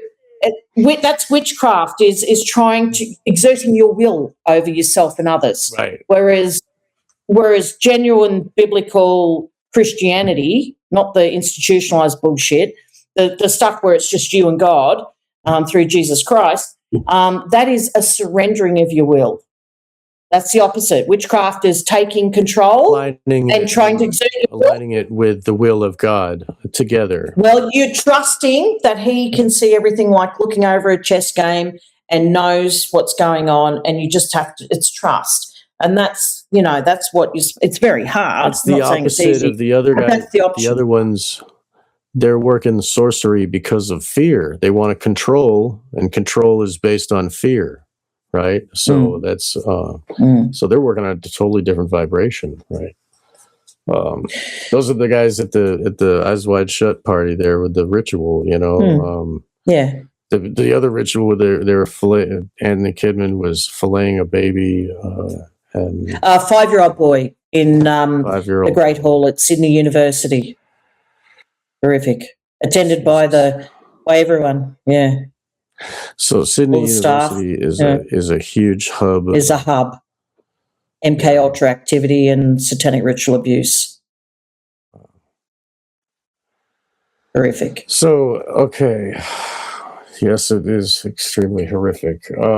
So this, do you believe that not only are there people as actors that are like Nicole Kidman who are programmed multiples, do you think that the politicians we see, some of the judges we see, some of the other like powerful points, do you think some of those are program multiples as well? Some are multiples, some are consciously involved, you know. Just psychopaths, right? Psychos. Yeah, some are just psychopaths consciously involved, yeah. They've got no sense of empathy, just like trying to reason with the Gestapo. It's not happening, bang, you know. Absolutely. They're all linked through the secret societies. They're all in the secret societies, one or another or more, or, you know, they're in the Freemasons. Their portraits are up in the head Freemason office in Sydney. Prime ministers have all been in the Freemasons or one of the groups, you know, some are higher up, Rosicrucians and all that sort of thing. Definitely controlled by the secret societies. In every town in Australia, there's a Freemason lodge. There's a shithole town of like under 500 people called Mount Perry outback Queensland, out west Queensland, and it's got nothing there. It's missing infrastructure, but there's a Freemason lodge. This is how they control the world. Hey, in America, you've got your fraternities on campus. Freighter fraternity. People call each other Freighter. You got a number, Freighter such and such, right? Yes. If you've got you know, Kappa, you know, Psi, you've got all this shit on your campuses. Guess what? All Freemasons linked. Skull and Bones or Rosicrucian. They're terrifying. You know. And they all call them family. Remember? Skull and Bones, what's the actress? Jodie Foster gets up. Oh, she's in tears. I'd like to thank my family. That's what you do. Oh. That forced emotion and whatever is MK Ultra. You know, I'd like to thank my family. You know, she thanked the Skull and Bones arseholes, not a other family. Yeah, that was like they're the family. They're called they were my family. That's what I say. Oh, you don't understand. They're my family. I'd say to my mother when I was younger. They were my family. You rebonded with them. That's your family. The cult family. They do the order torture and then the bonding after the torture. Yes, they do. That's a big thing. They destroy your natural attachment to your parent figure. And with me, they used Ipecac and you know, I don't know, just brainwashing stuff, and paired the concept of mother with vomiting, and then brainwashed me. Said my mother let them do this to me, and all this stuff, and then they rebond you. They attach you to the Grand Dame who breastfeeds you and all this sort of stuff, and creates this oxytocin release, alpha synchronization between you and the Grand Dame, and she's like good cop. And then the other's a bad cop. Wow. The Grand Dame's always good cop. So they're the teacher, you know, all this sort of thing. The one that comforts you after they finish torturing you or killing you or bringing you back or, you know, drowning you or whatever. Right. So was the Grand Dame involved in the drowning of you? When she was present, but she did say enough when it went too far. She was there. She actually roused on him. She actually liked me, and we got on quite well despite everything. Did she choose you as her successor? Yes, she did. Was it you voted? Okay. No. She was the sole person who chose. She used to call me, she'd say, oh, my little anomaly. I was just so outstanding a candidate. Nothing like me before, you know, that had. And that's why I travelled around with the commander, Jerry Boykin. I was the personal Alice we were the number one team. Right. And we pulled everything off. I was the perfect soldier.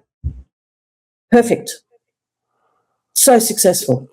When the transition was supposed to come, did they train you as to how it's going to be when you took over her place? I had to sacrifice her in St. Mary's Cathedral. Cardinal George Pell back then was there. Everybody who was anybody was there. And then you have to, it's in my Candy Girl video. I didn't say, I didn't say I had done it.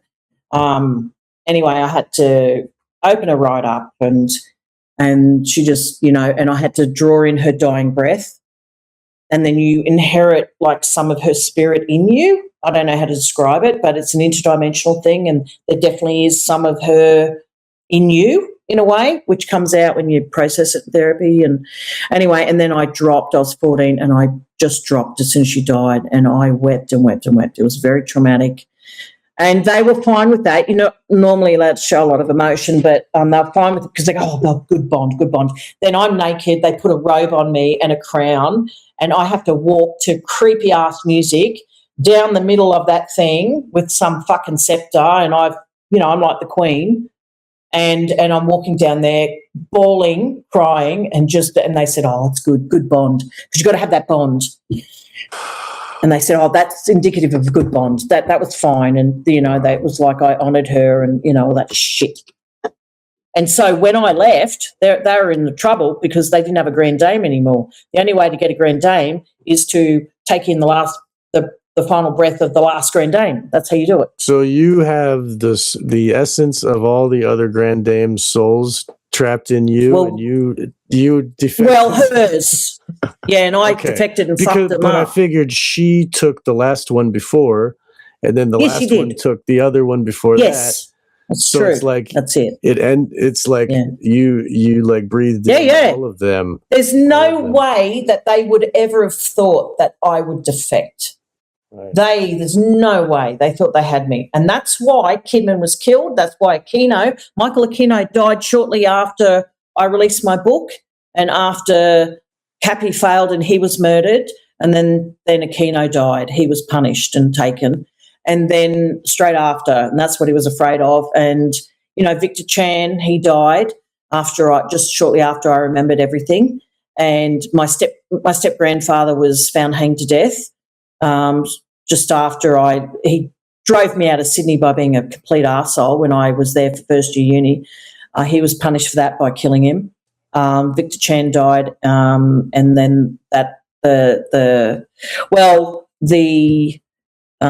what's his face? The Vice Chancellor of Sydney Uni, he was bumped off by ASIO as well. So Victor Chan was gunned down in a gutter by triads, and they answered to MI6, and then I'd say ASIO or one of the military intelligence, the soldiers, Delta, whoever, would be Delta, put sand on the tracks, train tracks, and wiped out the Vice Chancellor just after he'd retired, killed him, his wife, his daughter, and his loyal Sydney Uni staff.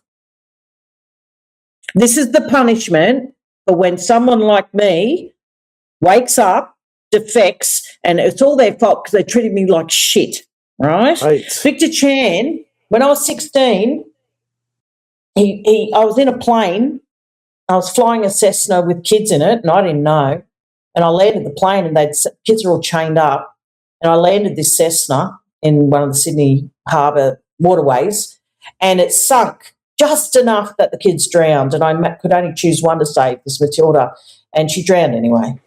And she's about, she's 4. And I got out and I marched back. I was 16. I'd marched back to Holsworthy, and it was on the southern end of Holsworthy, and I was so fucking angry in front of a couple of Delta boys.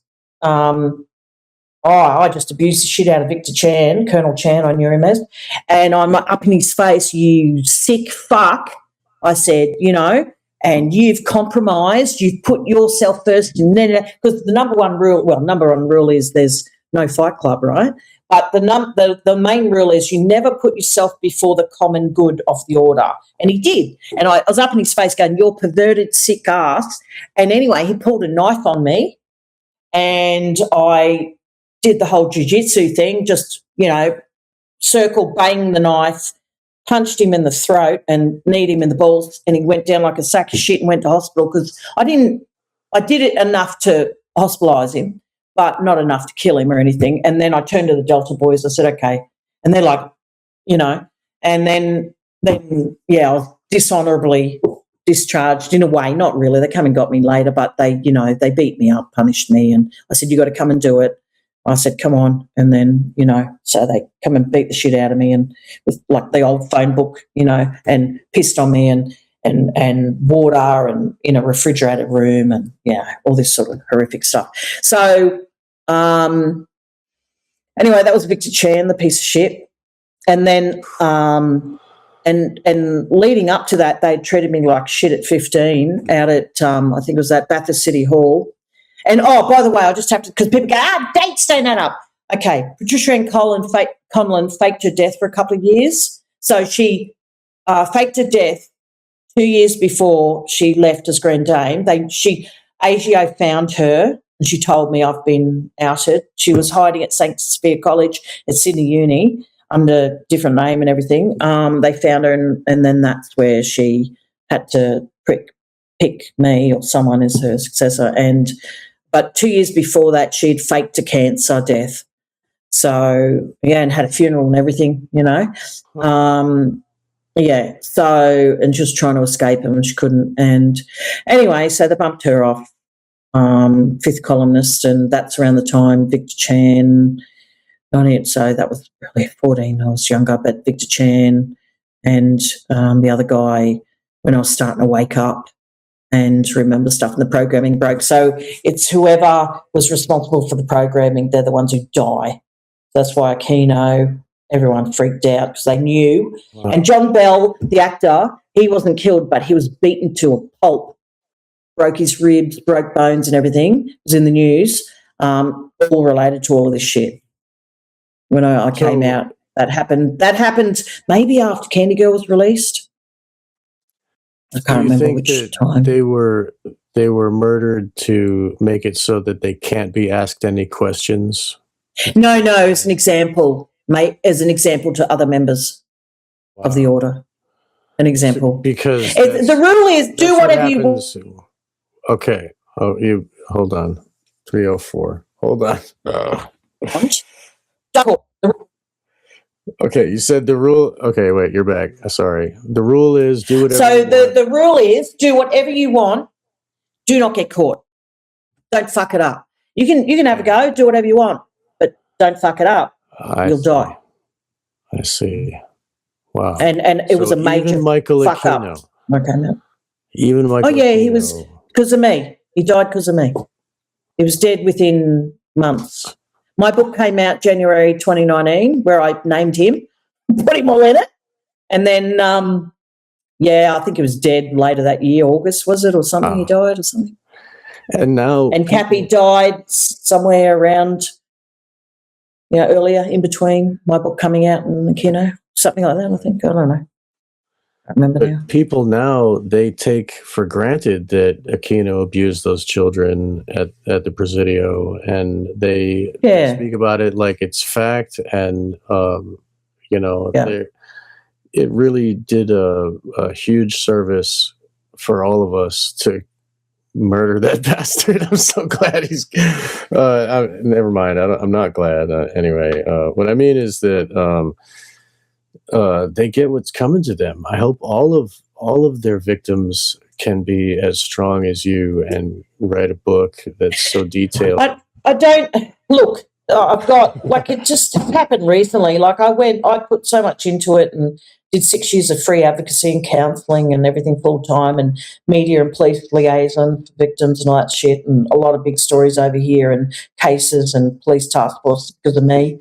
And people don't realise what I did behind the scenes for years leading up to that even. And I think what you see in me, and I've said it before and I've left out a couple of things, I think a big difference between me and the other victims is my soldier training. So I was conditioned to run towards the bullets, the source of the firing, and not run away. And they all run the other way. The other thing is I had one sane parent. And the other thing is, I was very high IQ and I used all of their military intelligence training and everything I knew about psychological operations and all their shit, and it was just me on my own with a computer and a little Maker Meme free app, and I took on the world. I took on the army. I took on military intelligence. I fucking took on Nicole Kidman's massive PR, multi-million-dollar PR budget. I took on the CIA fucking A. I took on them all, and I won. That's right. Yes. And it's a testament to not just their training. See, I took their training and I fucked them up the arse with it, their own training. I bent them over and I fucked them up the arse back. So, and then, but also I think it was because the main reason I'm here, because people go, she'd be dead if it were true. It's like you can't win. You know, you say something and it's like, oh, no, you're fake because you're not dead. It's like, well, dead people can't speak. So it's like, you know, catch 22. People don't want to believe. They don't want to, and they're paid to deny, and they're bribed and threatened. Right. Well, our listeners are listening, and I'm not bribed, so I'm so glad. Oh, yeah. But the main reason I'm alive is because God is real, and it's not you. You are not God. There is a God. Right. It's not you. And sure. I became a Christian at 15, and I'm 56, and I'm telling you now, some of the stuff I haven't talked about or written about or whatever, the spiritual nature of things, I am a testament to the existence and authority of Jesus Christ that's written about in the Bible, right? He's real. He has all authority. People go, God did this, and they blame God, fuck God, you know, why would God, I'm not going to believe in God until this trafficking stops because he's got the power to do it. No. He gave us free will. No one blames Lucifer. They don't go around going, fuck Satan, fuck Lucifer, that fucking asshole. He fucking did all this. You know, fuck the Satanists, fuck the secret societies. No, they go, fuck the hypocritical Christians, fuck God. You know, I mean, listen to yourselves. I know. It's not. They've been programmed to be that way. Like we said before, they're programmed. Humans are just.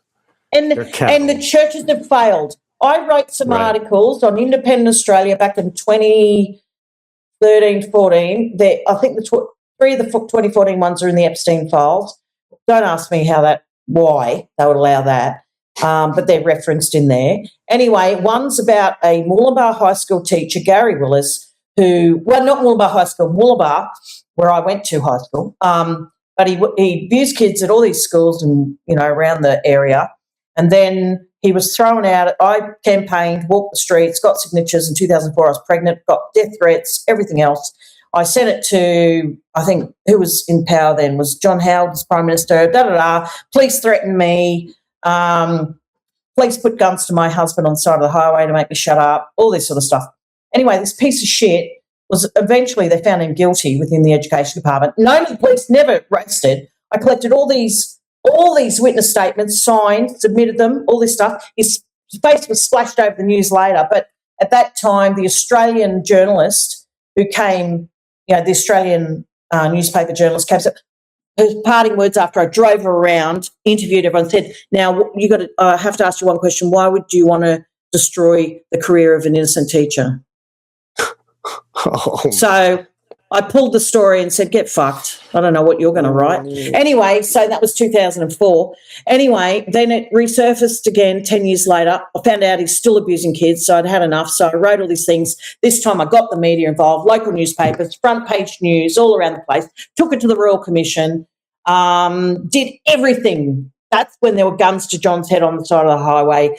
Police ambushed 3 homes, like, you know, with weapons and all this shit to shut me down. And then the Education Department simply moved him over the border from New South Wales to Education Queensland, and he was employed by Telebudger Primary School, a state school run by Education Queensland. And then all this stuff I exposed in my own high school with all these pedophile teachers, and I've had more stories, all the teachers, you know, having sex with kids and homosexual sex and drugging and raping kids and everything.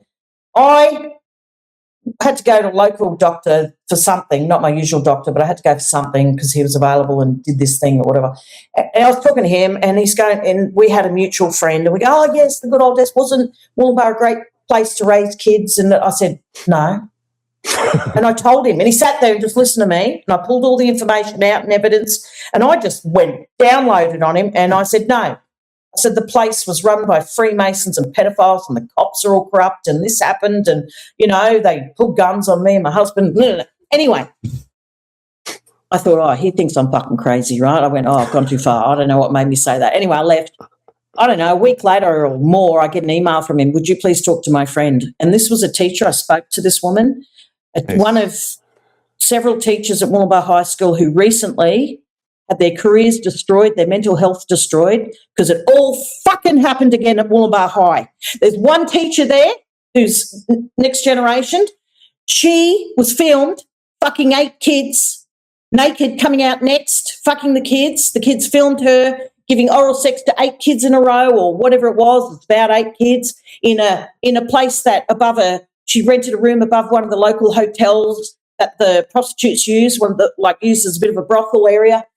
And this circulated to every kid in every school in Wollongbar, like kids do, share it all. And what happened? And these teachers, one an ex-cop, and all these teachers with multiple master's degrees, wonderful teachers, destroyed, chucked out. And this teacher, nothing happened to her.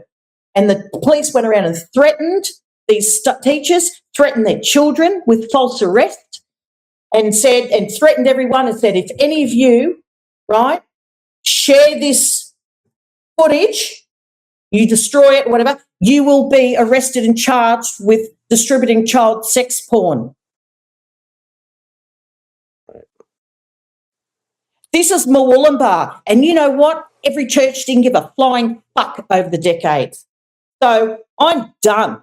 I'm done with my advocacy work. I'm done with victims. I put something up the other day, and and I put up something based on something someone had posted, and, and then they say, oh, I had to take it down. I didn't feel good and whatever. And I'm like, and that's okay. But this is what I deal with as an advocate. It's no point.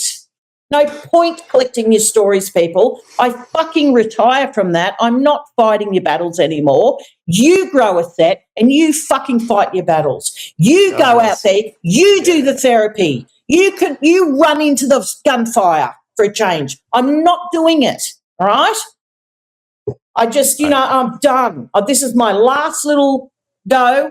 I'll try and do the book. You've got the basic outline of stuff there. There's a lot more I can say. No one in the world has written what I've written and what I know, how to break this shit. It's one thing to go, oh, this is all real, it's one thing to do that. But it's another thing now, and everyone's testimony is, but what do you do? Then what do you do for victims of crime? How do you undo this shit? Would you care to speak on that a little bit before we go? Well, basically, what I said before about bringing your right hemisphere into dominance, bringing it into dominance, and you do that through a number of methods. This is dramatic. After I just got angry at everyone. Art painting, art therapy. There's an amazing. I was trained in art therapy. I was in the first art therapy class in Australian. When was it? 1992. And I've done the clay. I didn't finish that master's. The Satanists got to me there. I blew the whistle in another hospital where they were ritually abusing all the kids. Okay. Bless you. It's so great. Oh, it's over and over and over throughout my life. It's everywhere. I won't compromise. It was when I was a parole officer. I had one of the bitches there. That's in the book. It's everywhere I've ever gone. They're everywhere. It's like I said, you buy a new car and then you'll notice the same cars on the road. They're everywhere. I just know them the moment I meet them, right? Right. Anyway, so basically all the methods that are used that you see that the MK Ultra perpetrators studied, you can use their same methods, not electrocution, and don't flatline people with heroin like one doctor told me he did to his wife for 20 years. Anyway, There are gentle methods, and if you can get a very ethical, amazing therapist, hypnosis expert who knows, like Corridon Hammond would be the perfect, but he doesn't do it. He won't touch it because they threaten his life. He gave the famous Green Balm speech in 92 or something at a conference. Wow. Yeah, Corridon Hammond. So he's an expert on hypnosis and neurofeedback. Hypnosis and neurofeedback, if you can find the OFMA method of neurofeedback, and then ethical hypnosis. Clayfield therapy, I did that program, the introduction to it. You can do it online. Not just clay therapy, not art therapy. It's a protocol, Clayfield therapy. I don't like Jung. He was a Rosicrucian Freemason. All his shit that he wrote is just a rehashing of esoteric, Gnostic, Rosicrucian fucking doctrine. It's just, plagiarised all. Right. Yeah. The whole lot. And anyway, but that particular protocol is amazing. Peter Levine, he hangs with all the bad guys, but he's and his stuff, someone else said a lot of it first, but his somatic experiencing and other somatic-based therapy. So anything that puts the brain in touch with the body, and as many sensory systems that you can activate at the one time, the better. You're going to then gain better access, and you're going to trigger better the memory for retrieval. So, and certain things put you in a relaxed state, put you in an altered state of consciousness. The deeper you go into an altered state of consciousness, the more relaxed you're going to be. None of this fucking fake window of tolerance or whatever. Even Dan Siegel used hypnosis techniques, the lying turd. So, as you'll see in some book that is one of you, I'm done, right?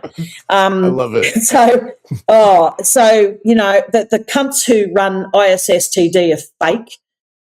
Don't trust anyone involved in that organisation. It's all CIA cut out. Don't trust Alice Miller. She's a piece of shit who tried to kill me up in bloody Alaska, That's in my book. It's kind of a funny story retrospectively. When a CIA MK Ultra asset pulled a knife on me at 1:00 in the morning after chanting the shedding of blood for the atonement of sin, once she turned the lights off, and pulled this knife, and that was funny. Anyway, so that's funny. Pulled it on. Probably the top female MK Delta asset they've ever created. Don't think so. So before I integrated properly. Anyway, so what was I saying? Yeah, those sorts of things. You're saying the right brain things. Bad therapies. Okay. Bad therapy. CBT is not going to do shit. That's dumb.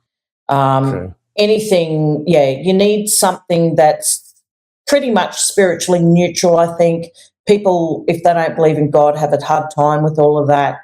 You don't want anything esoteric based. The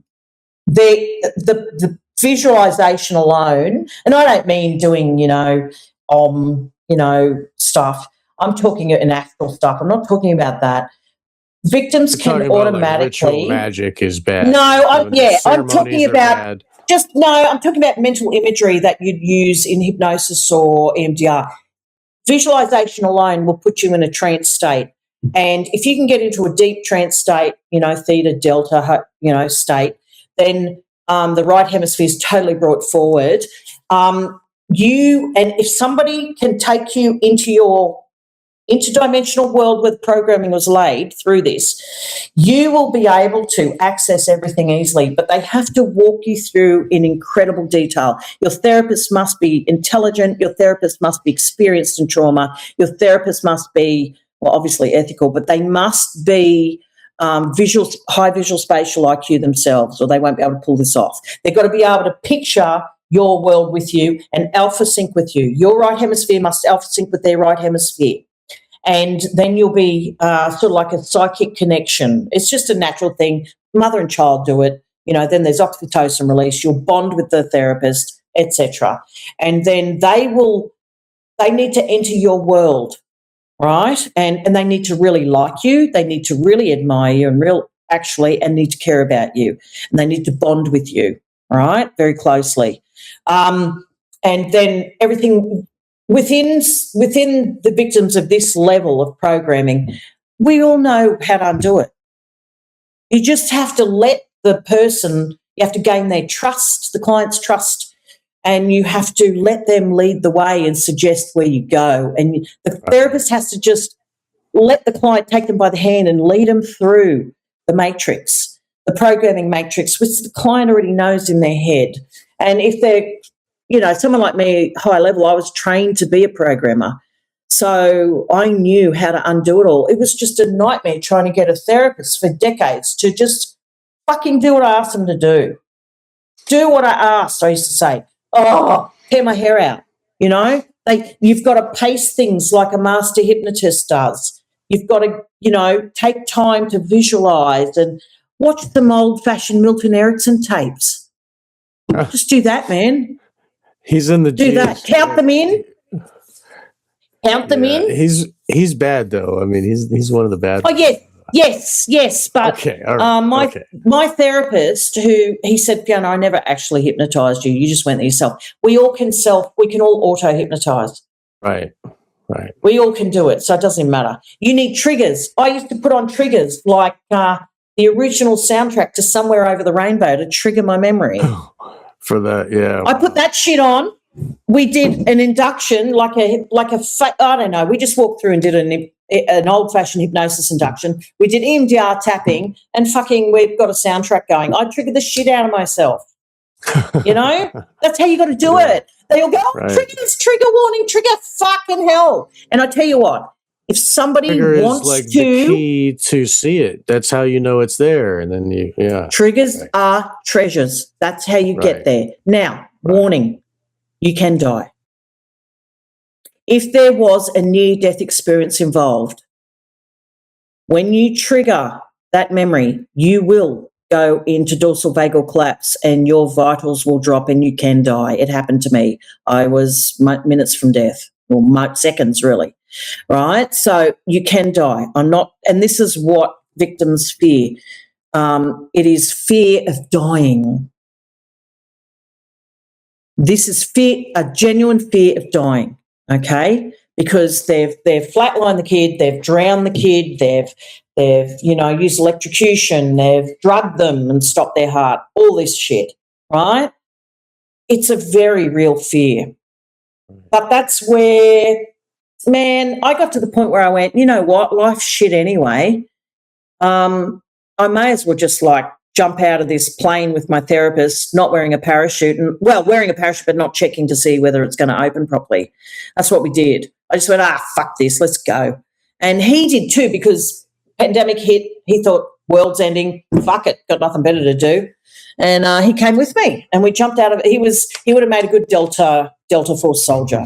He was very much, had all those qualities. And we were doing shit I did black martial arts on him. I took him down. I stopped his breathing. I collapsed his lungs with one thumb and all this shit, man. We just rolling around on the floor doing jiu-jitsu shit and all this shit. And then I nearly died on him and he freaked out and he wasn't even a Christian. He was praying to Jesus and, all this sort of stuff. He became a Christian out of my testimony. So you survived the first time. You survived the first time, so you'll survive the second time, right? No, they stopped no, I didn't. They actually put you in a death state. So you call it near-death experience. No, it was a death experience. No, they flatline you. They actually flatline you. You go through the fucking tunnel. You have all that. Right. And then they bring you back. They've got it down to an art. And they've got you hooked up to an EEG, and they know they're brilliant at it. By the time they got to me, they'd done decades of research on it. Because your brain is still alive for 12 minutes or something, right? Yes, yes. Yeah.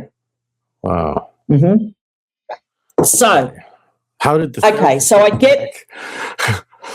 No, what happened was my mum, I hadn't gone right into vagal collapse. I was going, and I was on the floor going between shaking and then vomiting bile, just green bile, shaking, vomiting and just screaming because I actually had got back to the Lilith programming where they created Lilith and I, like, properly, and they spun me and drowned me at the same time on a spinning wheel thing and drowned me at the same. Most horrific death you could have, most horrific experience.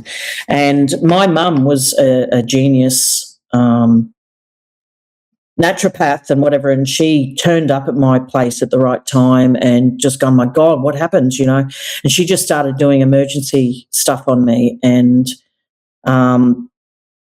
using her knowledge of Chinese medicine and pulled me I heard the old vitals machine go beep, you know, like as though it was in the room, and she pulled me back. So whatever order it happened in, however they did it, I just know spinning, vomiting, spinning and drowning and vitals machine and fucking whatever.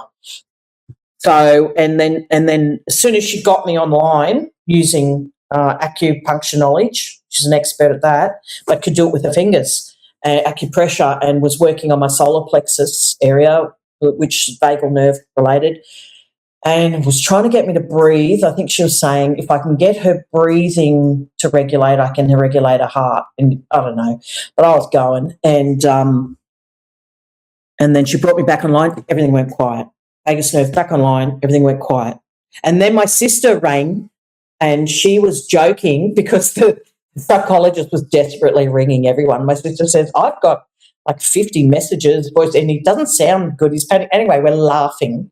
And my mum's like, oh, my God, now you're laughing like this. And my sister was making me laugh.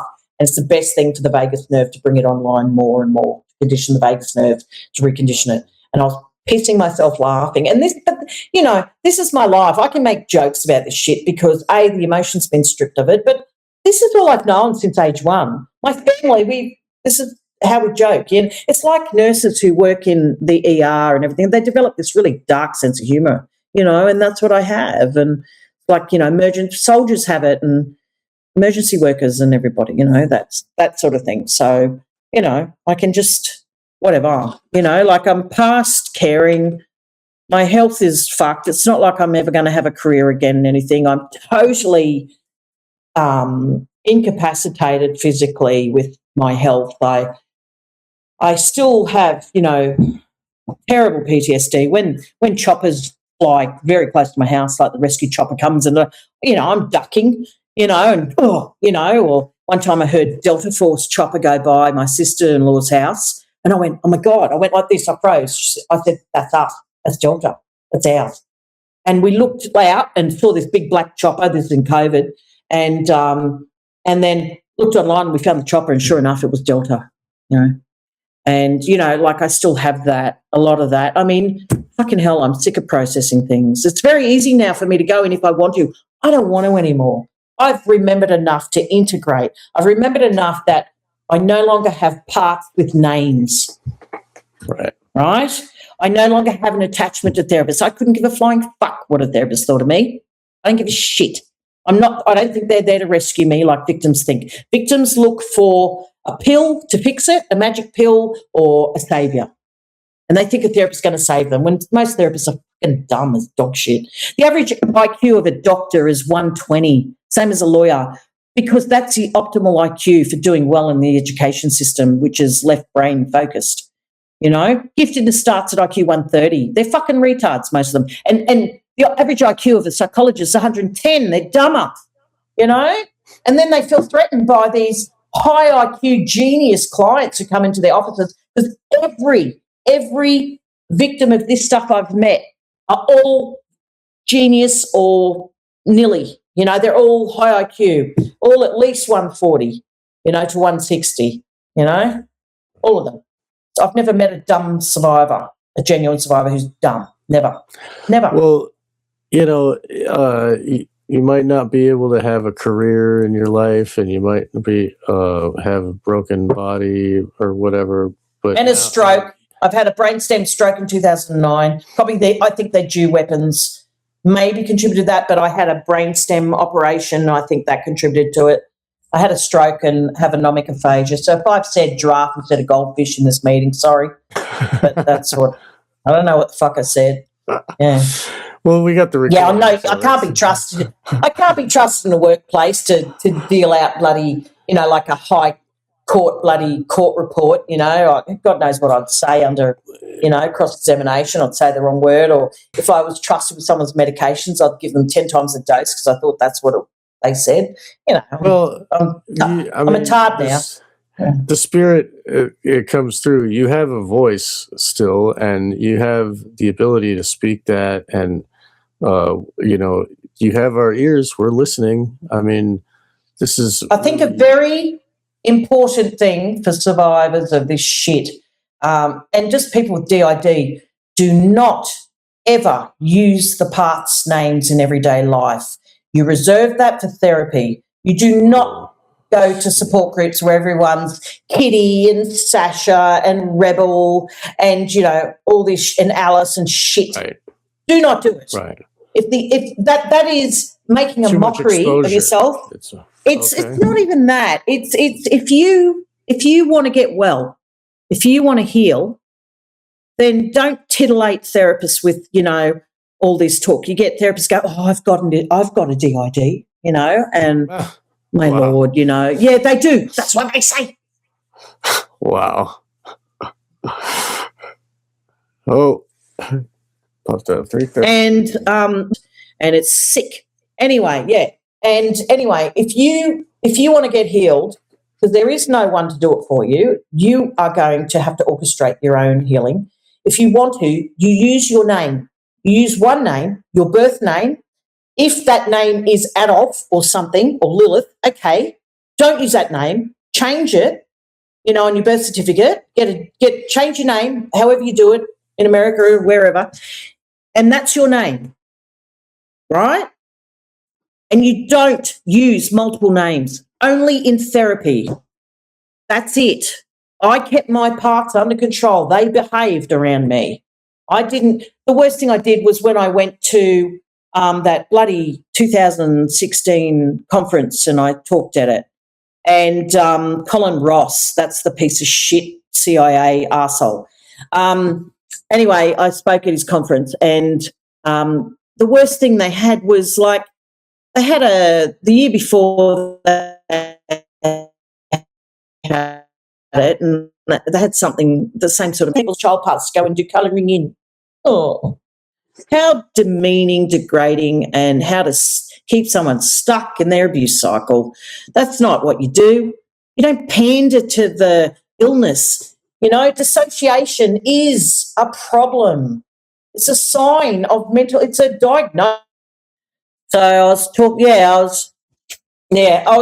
about, how victims of these crimes, their goal should be to integrate, And what I mean by that is, and I've had people say, oh, but I'll lose all my special abilities. Fuck your abilities. You're Right. in a fetal position in a fucking hospital, mental asylum. You're taking drugs. You have meltdowns. You're triggered, and then you go hysterical. You shift into a child part who's vulnerable, could be raped by some arsehole therapist, or how is that? Fuck the very mild superpowers or whatever. Right. Yes, I lost my photographic memory. Yes, it was very handy, but I don't care. I would rather be free of anxiety a lot of the time. I'd rather not suddenly, get triggered and I'm feeling all the symptoms of sensory sensations because I've been triggered, but I've got no language, no context. Yeah, that's sensory particles, the bits of information that your brain took in has not been assembled. It's all, sort of in a disintegrated state in your right hemisphere. And then what your left hemisphere does is they look around for something in your immediate environment to blame, to time, date, place stamp, and it might be the dog who's annoying you, or your poor kids, or your poor fucking stamp that, time, date, place stamps that. And yes, but the thing is, what you need to do when you break down your partners and it breaks down relationships, and then your husband gets cancer and drops dead, And then that's the or trigger, something like right? this, because you've stressed everyone to death around you. Take responsibility. take responsibility for your own self and stop blaming everybody else, which we all do too much, and I did. Just fucking make an effort. It's when you start the therapy journey, I mean, look, things are going to get worse before they get better. If the end result is because if you don't, you know, the other way, it's over, your amygdala goes off, left over from childhood because the emotion hasn't been stripped of the way, and it keeps happening. But with therapy, it'll be like really shit at times. But in the end, I have the ability, you know what I mean?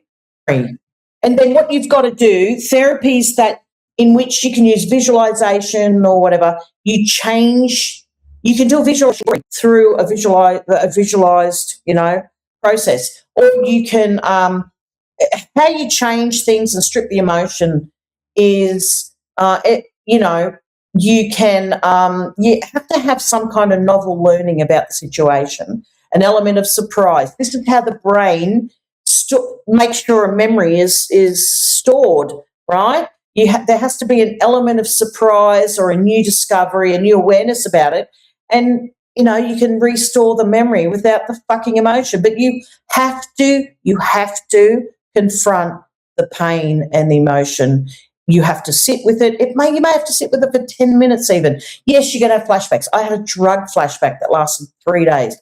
Oh, it was horrific. I woke up with electrocution flashbacks, screaming the house down, and there was no difference between actually having an electrode that big on my back and the flashback. No fucking difference. Felt the same. Screaming. And then my husband got a pillow, woke up shocked, put a pillow over my face and tried to quiet me down. Yeah, tried to quiet me down because he was worried the neighbours would call the cops.